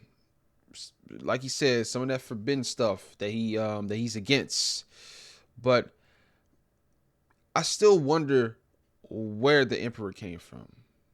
I still wonder, even though he said that we don't really know, and we probably never gonna find out. But there are some theories. I believe he said that one of the theories were that the Emperor is one of the last standing members of the old gods or whatever that I think that's what they're called. Um, that was that theory. I believe that's exactly what he said. I'm not sure exactly, but I doubt that was it. And not knowing where the Emperor came from is better than knowing. I like the mystery behind that. But let's get back into it. 20, all 18, that's right, all 19 of his sons were meant to be directly Why he keeps doing ruled by that? the Emperor himself, despite their genetic differences. And they go as follows in order. Lionel Johnson, Fulgrim, Percherabo, Jagatai Khan, Lehman Russ, Rogel Dorn, Conrad Kurz, Sanguinius, Ferris Manus, Angron, Robute Gilliman, Mortarion, Magnus the Red, Horus Lupercal, These designs are cool. Aurelian, Vulcan, Corvus Corax, and Alfarius and Omegon. His Okay. sons, finalized and crafted to be the warriors he needed them to be, were complete. But he may have decided to do a bit of dabbling with things he shouldn't have, and paid a price. Before the Primarchs were ready to go, an intervention by the gods of chaos prevented his plan from being completed as intended. Though the sources vary, the ultimate result of the Chaos God intervention was that all of the Emperor's tools were scattered throughout the galaxy at unknown places and times. Each one of his sons ended up in a completely different world, and instead of being able to directly influence their upbringing, these children were instead forced to experience the unique nature of their respective homeworlds. Some had a great time and lived in general luxury.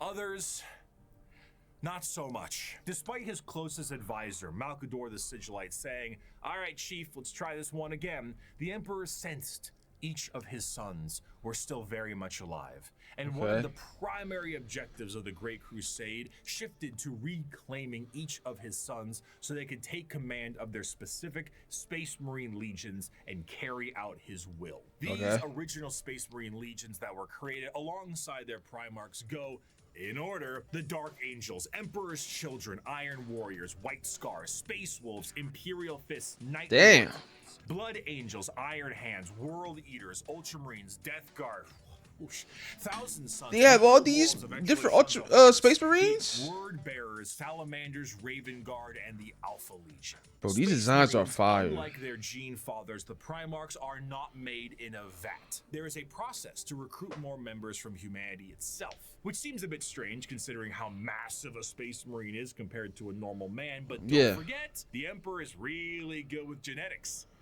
Less good with anesthetic, however. These prospects are recruited across humanity from various reasons and methods, and are generally killed during that process. But sometimes they aren't, and they are able to go through more and more of the actual training to assess certain traits that are important and relevant to being a Space Marine. Most of the time, the common factor is a pure, unrelenting willingness to kill the enemies of the Imperium. After going through psychological screening, the prospect, now called a neophyte, goes under the knife to become a Space Marine. And here is a quick list of all the cool new stuff they get genuinely shoved into their bodies. A secondary heart, an organ that makes your bones grow, an organ that makes your muscles big, an implant that makes your blood stronger, a little organ that turns your white blood cells into super white blood cells, a brain implant that allows you to sleep while being awake, a pre-stomach that allows you to digest literally anything, a spinal implant that allows you to absorb the genetic memories of what you eat, bigger and better lungs that can let you breathe underwater, an implant that gives you stronger eyes, new ears that keep you from being dizzy, a brain implant that lets you go into suspended animation if you're in a bad shape, skin that acts like transition glasses, I almost got it in one take, a brand new kidney, the ability to taste the air and find enemies like a bloodhound, a special coating on your skin that allows you to be protected in space, the ability to spit acid, a gland that allows you to absorb the unique genetic makeup from the gene seed in the first place, and a straight up carapace that allows the Space Marine to interface with their power armor directly. Quite often, these are put inside of you at dubious levels of mental alertness and dubious levels of anesthetic. After a more generalized indoctrination into the faith of the Imperium and a bit more training and other important manners, they can finally be welcomed as a fully fledged Space Marine. A Okay. Space Marine is quite literally a walking tank that is Yeah, armed to the literally. teeth. Two of the more iconic weapons held by a Space Marine are their bolt gun, which Yep, the fires bolt- yep. explosive shells the The size bolt of gun. soda cans, and a chain sword, which is Chainsaw is just freaking the Space badass. Marine is clad in a colorful carapace known as power armor, crafted from extremely heavy and durable ceramite. The power armor of a Space Marine protects him from any terrors he may face, be it the Okay. void of space itself to an inhospitable atmosphere. This armor, combined almost biologically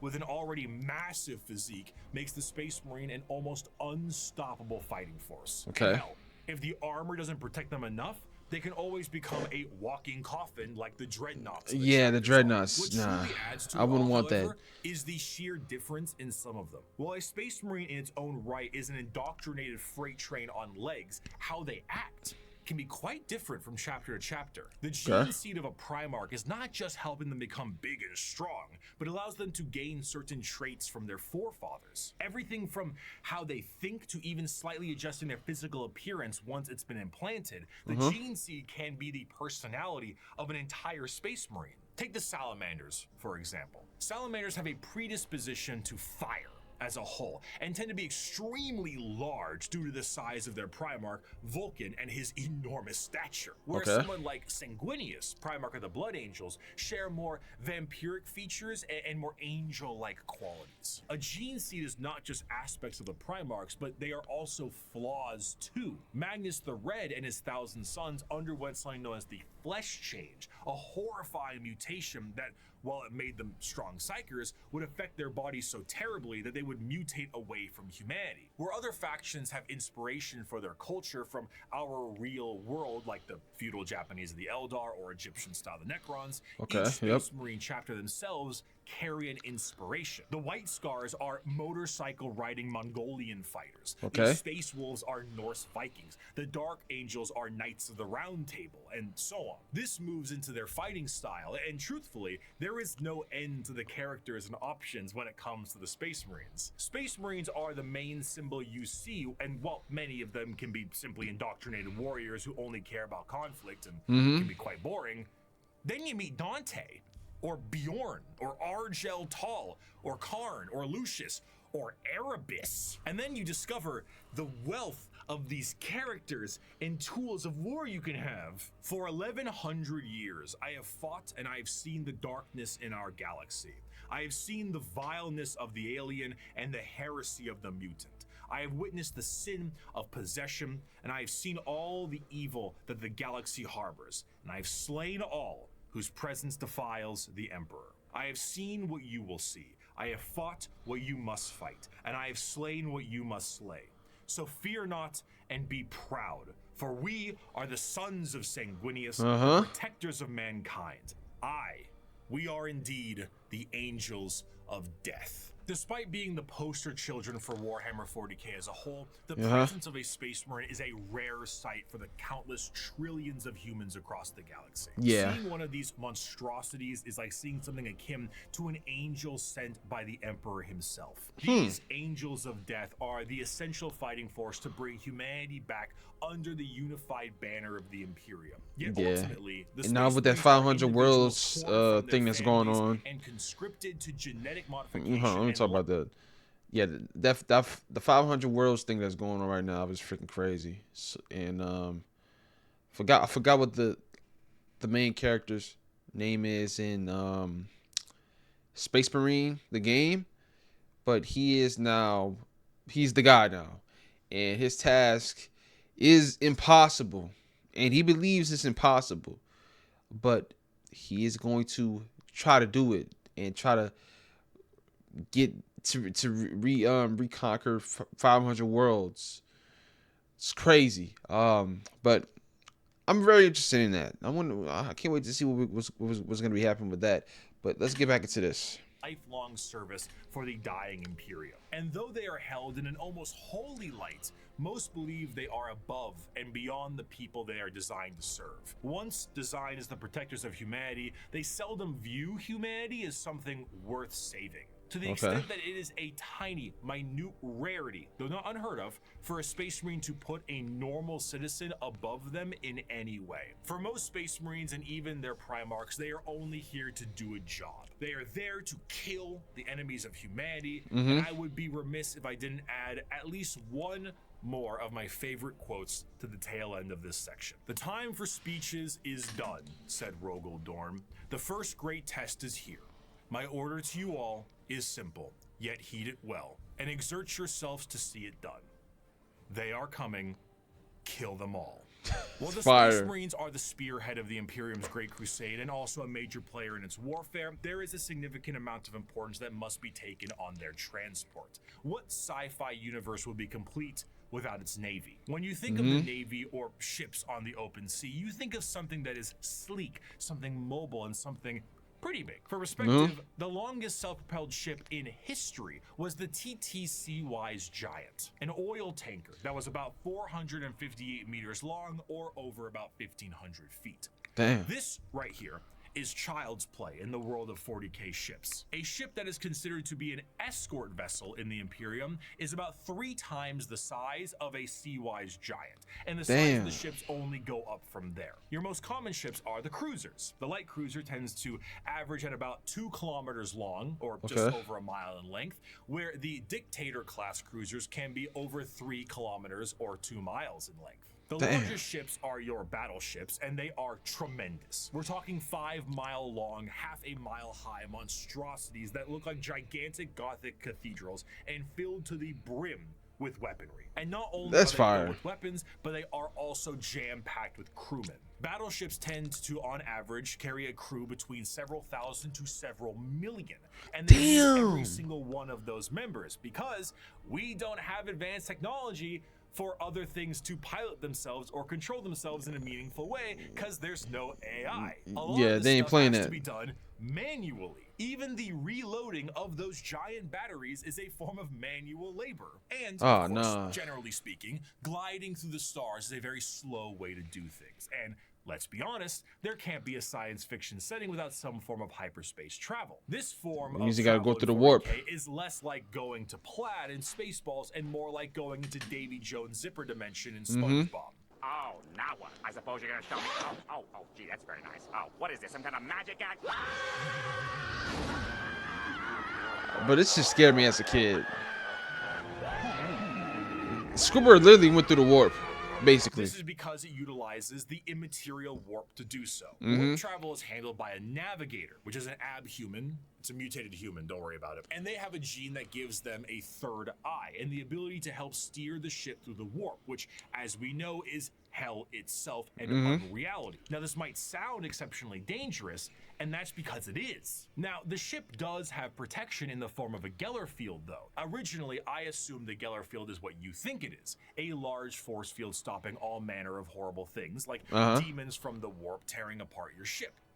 How wrong I was, though. So space travel through the warp basically involves riding on the Sea of Souls. Hell is real and you can surf on it. So you allow the current to carry you and the navigator to direct. But how can a current of souls and unreality carry you when it doesn't obey the laws of physics, time, or, again, reality? What a Geller field is not a force field, but a comatose Imperial Psyker dreaming of reality. It is not a bubble. What? It is a force of reality being projected by mutant Sleeping Beauty to counteract the unreality of the warp that you can then surf on. This, of course, is not a foolproof method of travel, and Geller fields can and do collapse fairly regularly. Being subjected to the warp itself without this Geller field is a terrifying prospect. Yeah, I'm pretty sure it is.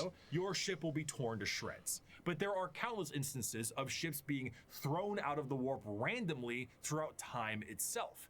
You leave for a 2-day mission and you come back 90 years in the past. You feel like you're lost in the warp for a century and it's only been 45 minutes. And that is only if the waves of souls don't rip your ship apart or have demons arrive on it to do unspeakable things to the crew. The Imperial Navy is an astronomically powerful force for the Imperium because the sheer volume of ships and guns on those ships create firepower that can sunder planets. This is all Man, bro, juxtaposed I really with the sheer backwater nature of these ships. I hope whenever they make a show or something, man, they really do these ships and everything the right way. Because I know Henry Cavill, he's working on a Warhammer show. I know he's a fan of Warhammer. I hope they do this right, because the way this art looks, the way everything looks, and the way he's describing this can be peak. But a show, I don't know, man. But if you're talking about a movie, I'll say a movie. A movie is going to have a bigger budget either way it goes. But a Warhammer film, I'm not sure people would... I don't know. Would a Warhammer movie do good in theaters? I'm not sure. I'm actually interested in see in testing out that theory, but I don't know. We'll stick to the show for right now. But yeah, this whole design is freaking fire. But let's get back to it. While they are manned by crews of zealots, they are also operated with such a backwater tech, it completely confuses the reader. You see the long batteries of portside cannons that the ship has, and remember that AI is heresy in this world, and that all the mechanics are utilized by lobotomized slaves. Yep. So how do they load these? Well, they have gun gangs. Massive Gun gangs of gangs. hundreds of people manually loading these cannons. These are genuine gun loader gangs that get into gang wars and squabbles. On the ship's bridge, you may find the captain himself hardwired directly into the ship's chair permanently to control it the best they can. Giant screens of hololith data fill the room, and sensors across the ship are just as likely to tell you information as a serf running up to you with a scroll of parchment is. You reach to a microphone to shout orders down a hallway as paper readouts tell you information of the enemy, and holy sigils and candlelit incense burners gleam your next move. They really don't want to use it. Is not a specific fact. That was out of nowhere. In the same sense and format of this video, it is what shepherds around the entirety of its armed force. Yeah, that came out of nowhere. But let me see. What the hell was I about to say, man? He scared me when when he came up with that shit out of nowhere. Of the enemy, and holy sigils and candlelit incense burners gleam your next move. While the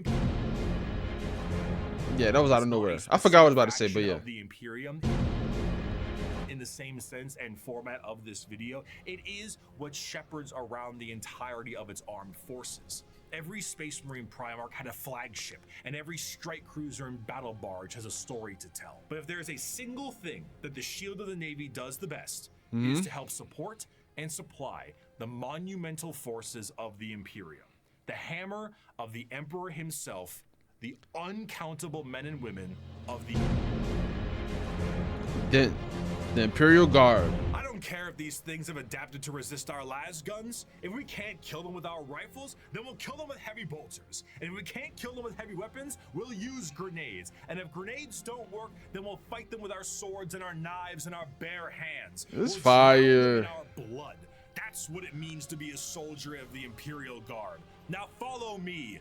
Charge! There is no better symbol of the might of the Imperium itself than the Astra Militarum, or as it is commonly known, the Imperial Guard. Though the Space Marines take the glory and stand as the visual representation of the Imperium, their numbers are dramatically thin and specialized in comparison. To reclaim these guys, you need a countless number of troops willing to fight and die for your cause. The Imperial Guard represents the Imperial truth made manifest. Every year, the worlds of the Imperium pay a tithe in the form of soldiers to fight the good fight of the Emperor, and this number is impossible to pin down. Even saying billions would be a dramatic understatement. The sheer volume of soldiers serves as the fundamental backbone of the Imperium.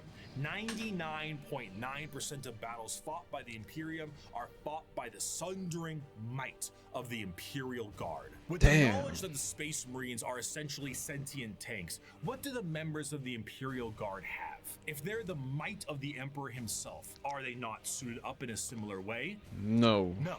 Not really. No fancy suits, no biological enhancements, and basically no expectation to live. Once That's a fire. regiment of guard are activated, they are sent directly into battle with almost no expectations that they will survive. That is because, fire, bro. Despite their training, their incredibly powerful armor, and extremely strong weapons that would crush any army of the modern day, they are so hopelessly outmatched to the things they will face. Sending a member of the guard is throwing a rock at a nuclear bomb. However, where they lack in advancement, they make up for in sheer numbers, and their overwhelming force can be the difference maker in any deployment they face. Okay.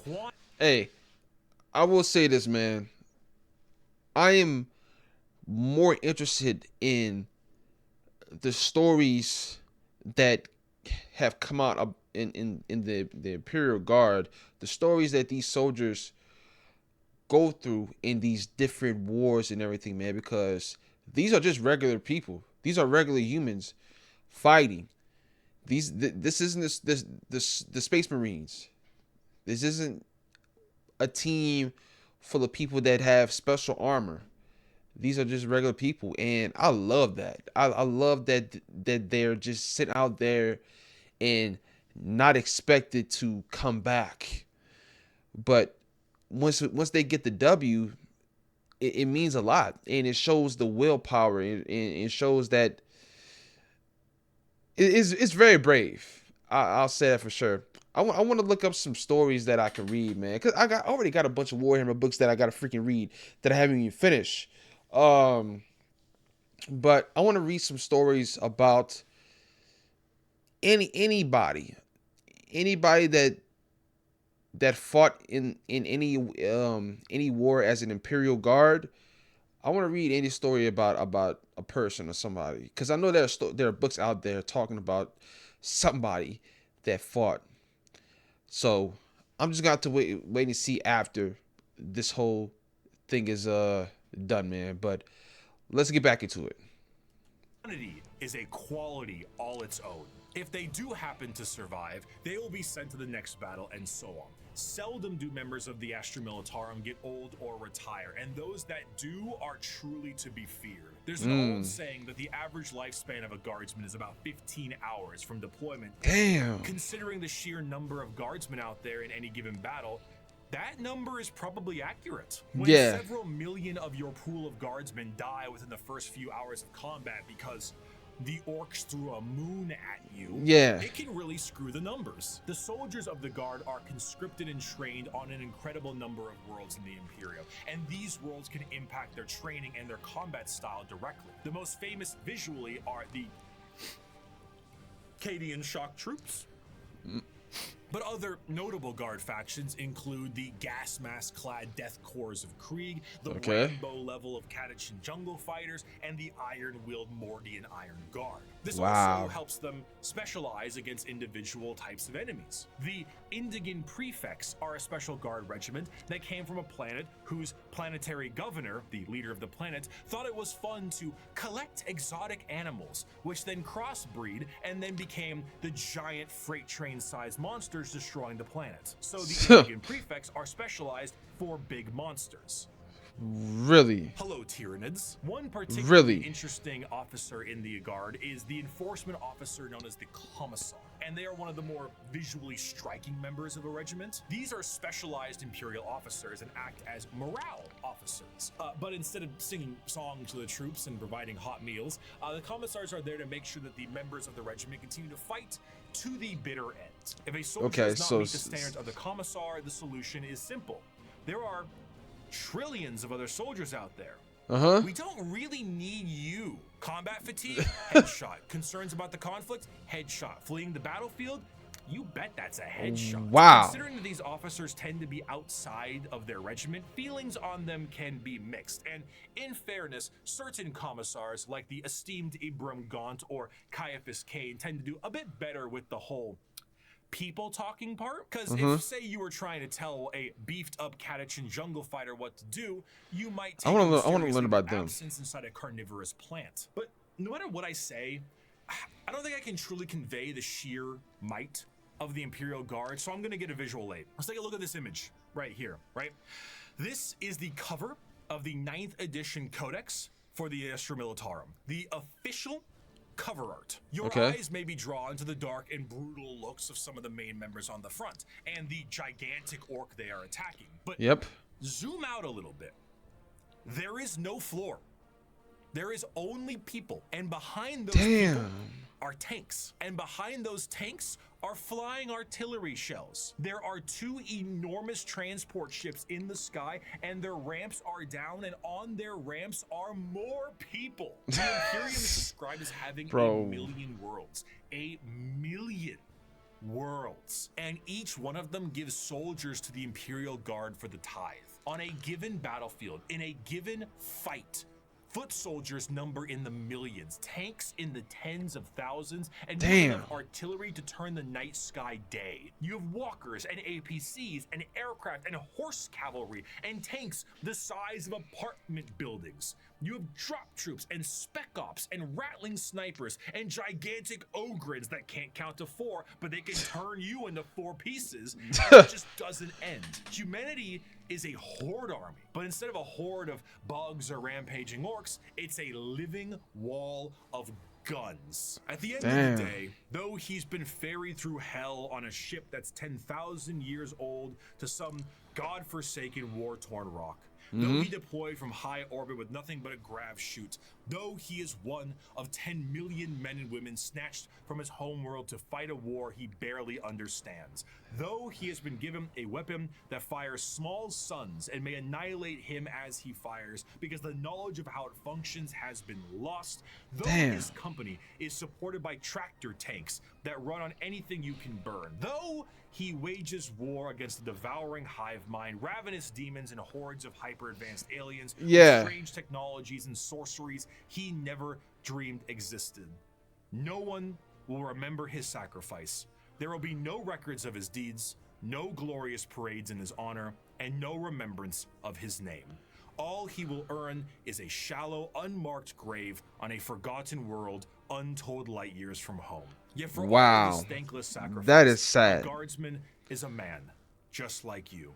He has no millennia-old genetic engineering, no prophetic leader, no miracles of faith. He has his lasgun, his orders, and those beside him.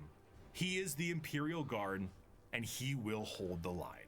In the end, the Astra Militarum, that is so despite fire. fighting for the honor of the Imperium, are their own form of a massive horde army where individuality does not matter. They are merely numbers to the Imperium, and the vast majority of the conflicts they are sent to are attrition-based battles that gain virtually no ground while countless millions die. Yet this makes them the most human. For the Imperial Guard contains normal people, people who are happy and sad, people who laugh and love, and in there are stories. Because there is strength in facing the horrors of the universe head on with nothing but a rifle in your hands and a prayer on your lips. Armed with an innumerable amount of Imperial soldiers and Space Marines, the Navy begins its great crusade into the stars to rescue the stranded Primarchs and reunite them to their legions. But the biggest question needed to be asked was, what would they find? The age of strife lasted for thousands of years. If a civilization was still alive out there in the galaxy, what would they be like? The technological advancements of humanity prior to and during the Dark Age technology was unfathomable. It allowed them to spread through the galaxy with ease and allowed them to settle once inhospitable planets. These branches of humanity were provided with the vast knowledge of human creations and were given gigantic machines to make arduous labor and ease. The spreading of these massive colony ships was known as the Long March, and these ships would be retrofitted into settlements upon arrival to their new homes. Accompanying them were the gigantic pieces of farm equipment that served multiple purposes and the specialized pilots that could maintain them. They were not only able to tend the fields and do labor, but when interstellar communication was cut off... I had to pause real quick, man. Let's go back probably a few seconds. Let's get back to it. Not only able to tend the fields and do labor, but when interstellar communication was cut off, they also did a great job of protecting the colonists against both threats demonic and alien. Because of the significance of these machines, those that could pilot them were powerful enough to be considered leaders, and the upkeep and preservation of the machines and the lineage of those who could pilot them was imperative. These machines, over the thousands of years, would eventually be Look at these designs. The Imperial Knights. He must be humble of heart, strong of arm, be savage in war, loyal to hearth, and follow deeds of glory. He must keep honor with all, banish cowardice from his doings, and bring his house no shame.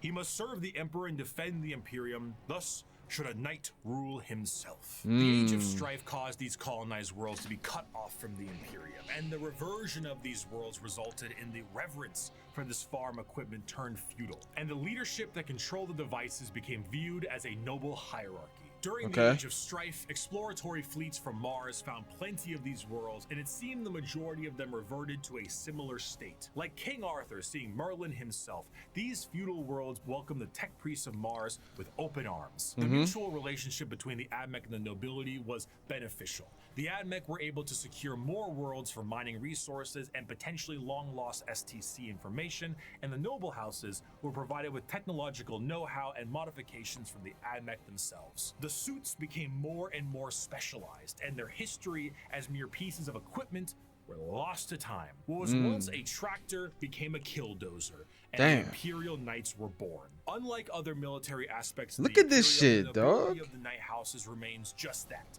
a nobility-focused feudal hierarchy that swears fealty to either the Mechanicum or to Terra. Like the knights in our history, once they swear fealty, they can be called to aid their respective allegiance in the heat of battle. The ones that swear fealty to Terra are led by the High Monarch, while the ones with the Mechanicum are led by the Princeps. The ones with Terra might be sent directly to the front line of war, while the ones with the Mechanicum tend to be sent to protect the Forge world. And the heraldry of these houses is what you'd expect from a generic history of knights. Houses pledging allegiances here and there, your run-of-the-mill War of the Roses aesthetic. Except instead of ponies, you have gigantic death machines. These knights can't seem to be piloted by any old person, however. A member of the nobility of any given knight house must go through the ritual of becoming. This ritual involves them sitting on the device used to control the knight, known as the Throne Mechanicum, for a full night. What's wrong with that? I mean, sitting in a chair for a full evening sounds pretty great right about now. So, a pilot cannot drive a knight. They can, but it moves about as effective as Ripley from Aliens 2, you know, lifter thing. It is, in a sense, a beast that must be controlled, and a pilot must merge with it. The mind of the noble is connected to the machine and must fight with the mental signatures and personalities of the prior pilots as well. Everything a knight experiences in battle is felt by the pilot themselves, be it the general movement in the battlefield or damage sustained by the machine itself. If a knight's leg is blown off in battle, the pilot could experience a broken bone in the same spot. The merging to the machine forever changes the mentality of the noble that experiences it. This connection reinforces a strong degree of nobility and honor in the pilot, and a desire to fight for the glory of their house until the bitter end, as their ancestors' minds are linked directly to the knight. The size of these knights can vary, but generally speaking, they stand in the ballpark of 30 to 50 feet tall, and are protected by a thick adamantium armor. Beyond that, they have their own unique ion shield generators that give them added protection, and when it comes to their looks, the most common pattern across the Imperium is the Questoris pattern, and it's honestly the one you're probably thinking about right now. But there are also smaller versions like Armigers and bigger ones known as the Dominus. As for a loadout, these guys are essentially a violent Mr. Potato Head. Battle cannons, Gatling cannons, heavy flamers, thermal cannons, up close and personal, how about a gigantic chainsword or a straight up gauntlet? And for an empty spot up top, screw it. More autocannons. Maybe add some missiles. Whatever you can do to make it as over the top as possible, you gotta do it. A squire serves a knight serves a lord serves a baron, and a baron serves a monarch. So who does the monarch serve? He serves every subject, from the rudest serf to the members of the court. Chivalric fealty, when ideally practiced, is not a pyramid, but a circle. Ironically, on the surface, night worlds themselves are one of the least grim-dark settings in the galaxy. Reverting to an ancient time with knights and peasants is almost an escapism from the techno-hell of the modern Imperium. Yeah, that sounds lovely. Doesn't make it great for everyone. It sounds fun on paper to play a game of knights, but it's not so fun when you're the peasant of that world. For the knights themselves, the knights give their entire lives to the Throne Mechanicum, and their reality is not their own, as they have to hear the voices of thousands of generations of their ancestors controlling their actions and their lives for as long as they live. It's a strange dichotomy. When it comes to Warhammer, most to all jobs tend to be terrible. However, if there was one that could be considered enjoyable, it would be the pilot of a knight, or a princeps of their larger cousins. While it does contain an egregious amount of hardship to be a knight pilot, you do enjoy a wealth of privilege. A knight pilot is often an asshole who can back it up. The rich noble, despite his braggadocious behavior, is still very much him, and he will continue to be him. But knights are not the only thing that the Imperium found lost in the stars during their Great Crusade. Due to the circumstances of the Age of Strife, humans were changing and adapting to their new homes they were now isolated on. Some of these humans evolved over thousands of years to adapt to these areas,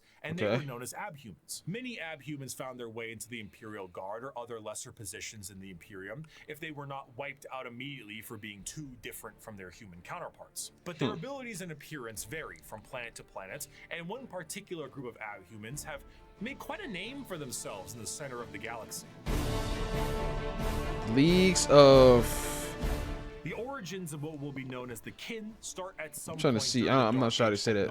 Where their ancestors left a planet that the is Leagues of very Wotan much Terra and went to the galactic core to mine it of its resources. They brought along with them everything that they would need for a long-term stay, most important of which were the incredible AI-based supercomputers. Be it guidance, technical or philosophical, schematics, or the ability to upload the memories of a deceased explorer to gather information from them, these computers became an essential part of their everyday life, especially considering that the galactic core is one of the most inhospitable places in the galaxy. It is an exceptionally star-dense location, full of abnormalities, black holes, and sentient hostile nebula. Whatever that last part means, it is not a safe and easy place to make a living, and this only got worse thanks to the warp storms during the Age of Strife. In order to adapt to this area, these travelers perfected a genetic makeup that made their future clones to be more adept to the area. These future clones would be shorter and more robust than their ancestors, and the need to procreate would be unnecessary because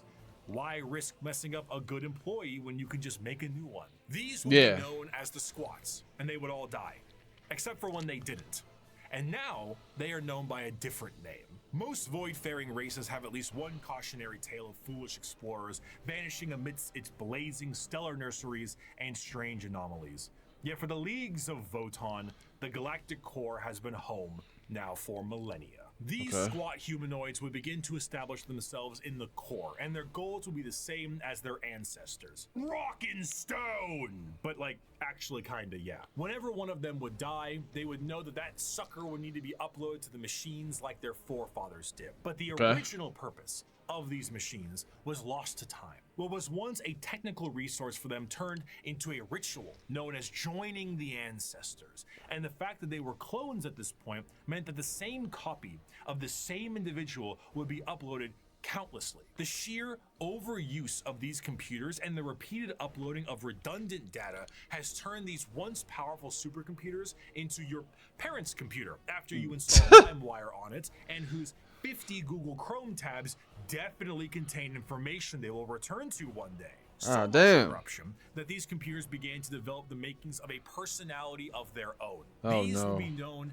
as the Wotan, and the kin, this dwarf-like abhuman of humanity, would revere them. The Wotan still operate to this day, but the volume of corruption have made anything outside of their very basic functions highly unpredictable. They may not answer a question for centuries at a time, and if they do provide an answer or data, it has become so corrupted and so incongruent that it takes a literal kin wizard to comprehend it. The kin, much like the dwarves of fantasy, exist nowadays as a mercantile species that constantly work to mine and manufacture. However, their capitalistic desires are dangerous. The biggest crimes a kin can face are being lazy, unproductive, and breaking a contract. Stellar conflicts have broken out over hundreds of years due to the breaking of a deal. So if you signed a contract with a kin, you best stick to it. Because of this, the kin have been known to interact with other species in a fairly common manner. This includes humanity, who have met various members of the kin multiple times, but constantly considered them to be all a different species. Famously, the Imperium know that the kin they referred to as the Squats were their own species and were wiped out by the Tyranids. Little did they know,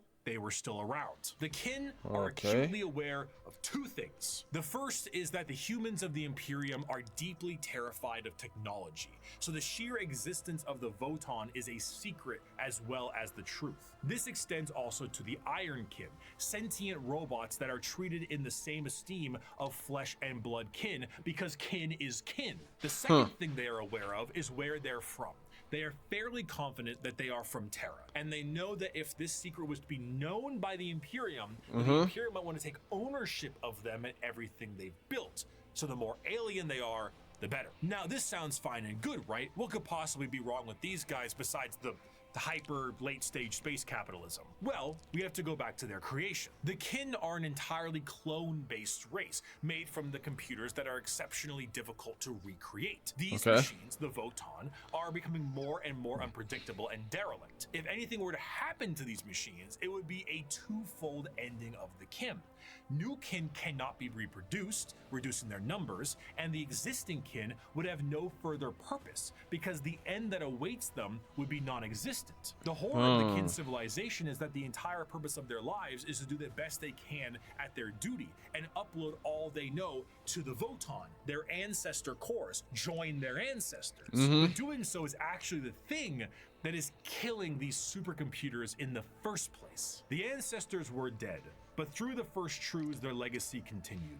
And though their eyes had shut long ago, indeed the ancestors were watching, not with a gaze from eons gone, but with the eyes of every living kin. Each generation was the embodiment of the ancestors cast anew by the Voton. The galaxy changed. Stars died, planets were destroyed, and civilizations fell. But as long as the Voton endured, the ancestors still lived. I do want to end this last bit with an enjoyable quote from one Kim. As you may have assumed, the Leagues of Voton are space dwarves with a corporate sci-fi motif, but they are still very much dwarves. They're squat, they're strong as hell, and they hold serious grudges. This time it's just more about your contracts than anything else. And so because of this, they might treat most things about how you would expect a capitalistic dwarf would treat things. You misunderstand, human. I am not here to debate. I am not here to compromise. What you see as yours, I am taking for my kindred. You want to bargain? Torek, unholster our means of negotiation.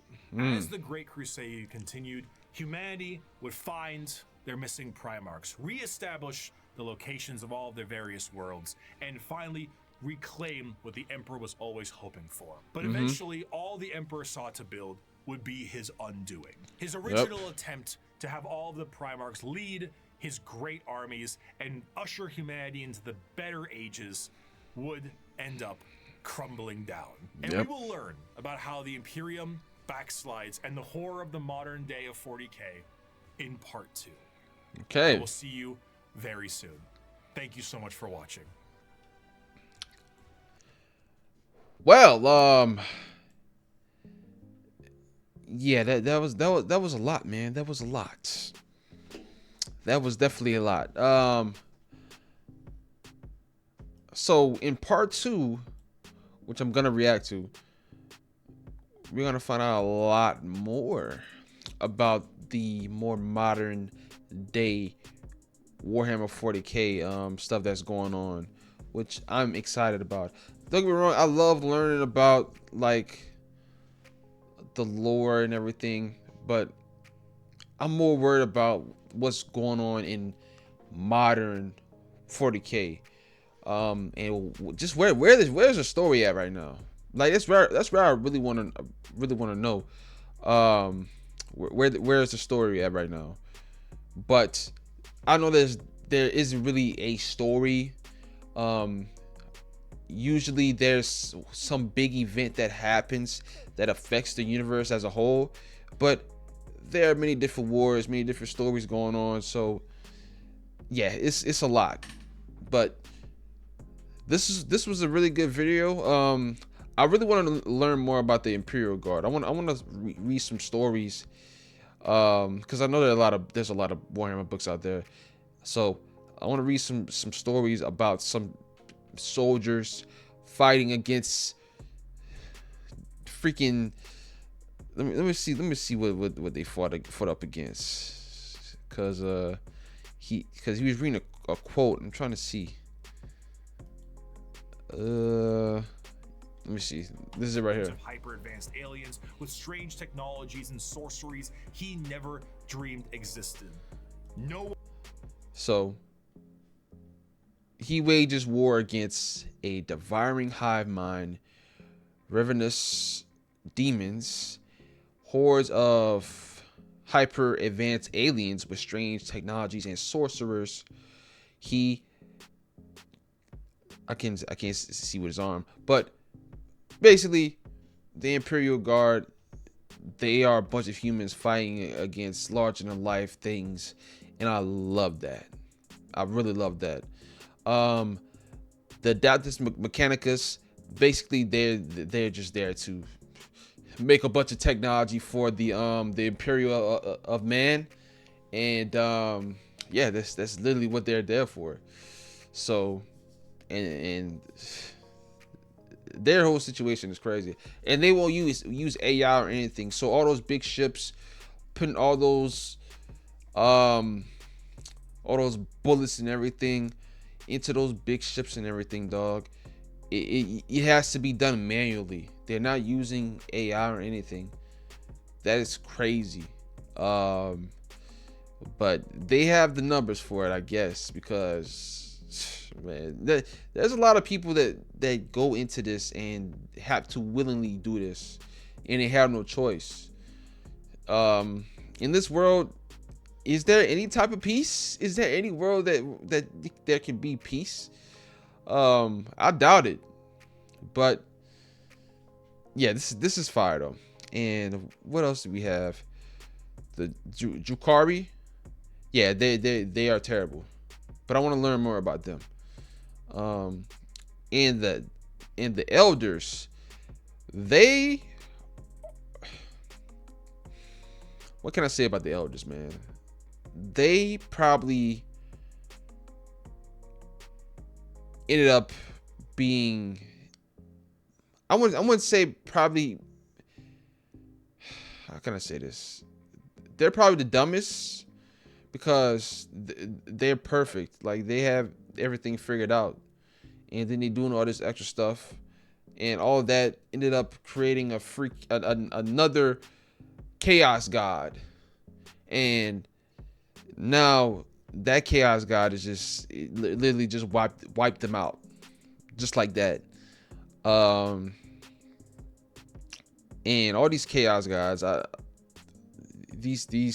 the three that he talked about were freaking crazy. And one, basically, I think he's the I think Korg or something like that.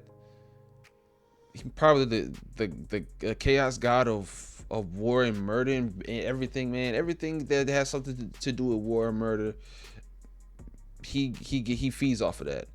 And another one feeds off of bodies decaying and everything, and another one feeds off of lying, I believe, all kind of stuff.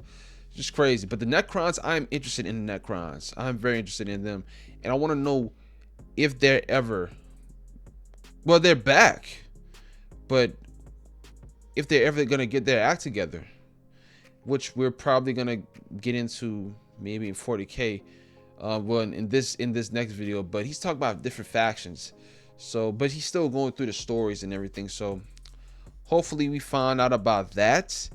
But this was a really good video, very long video. It's 2 in the morning, and I just really wanted to get this done right now.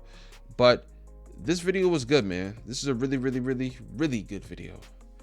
But let me know what you guys think about this down in the comments down below. I'm gonna go to sleep, man. Thank you guys for watching. Please like and subscribe.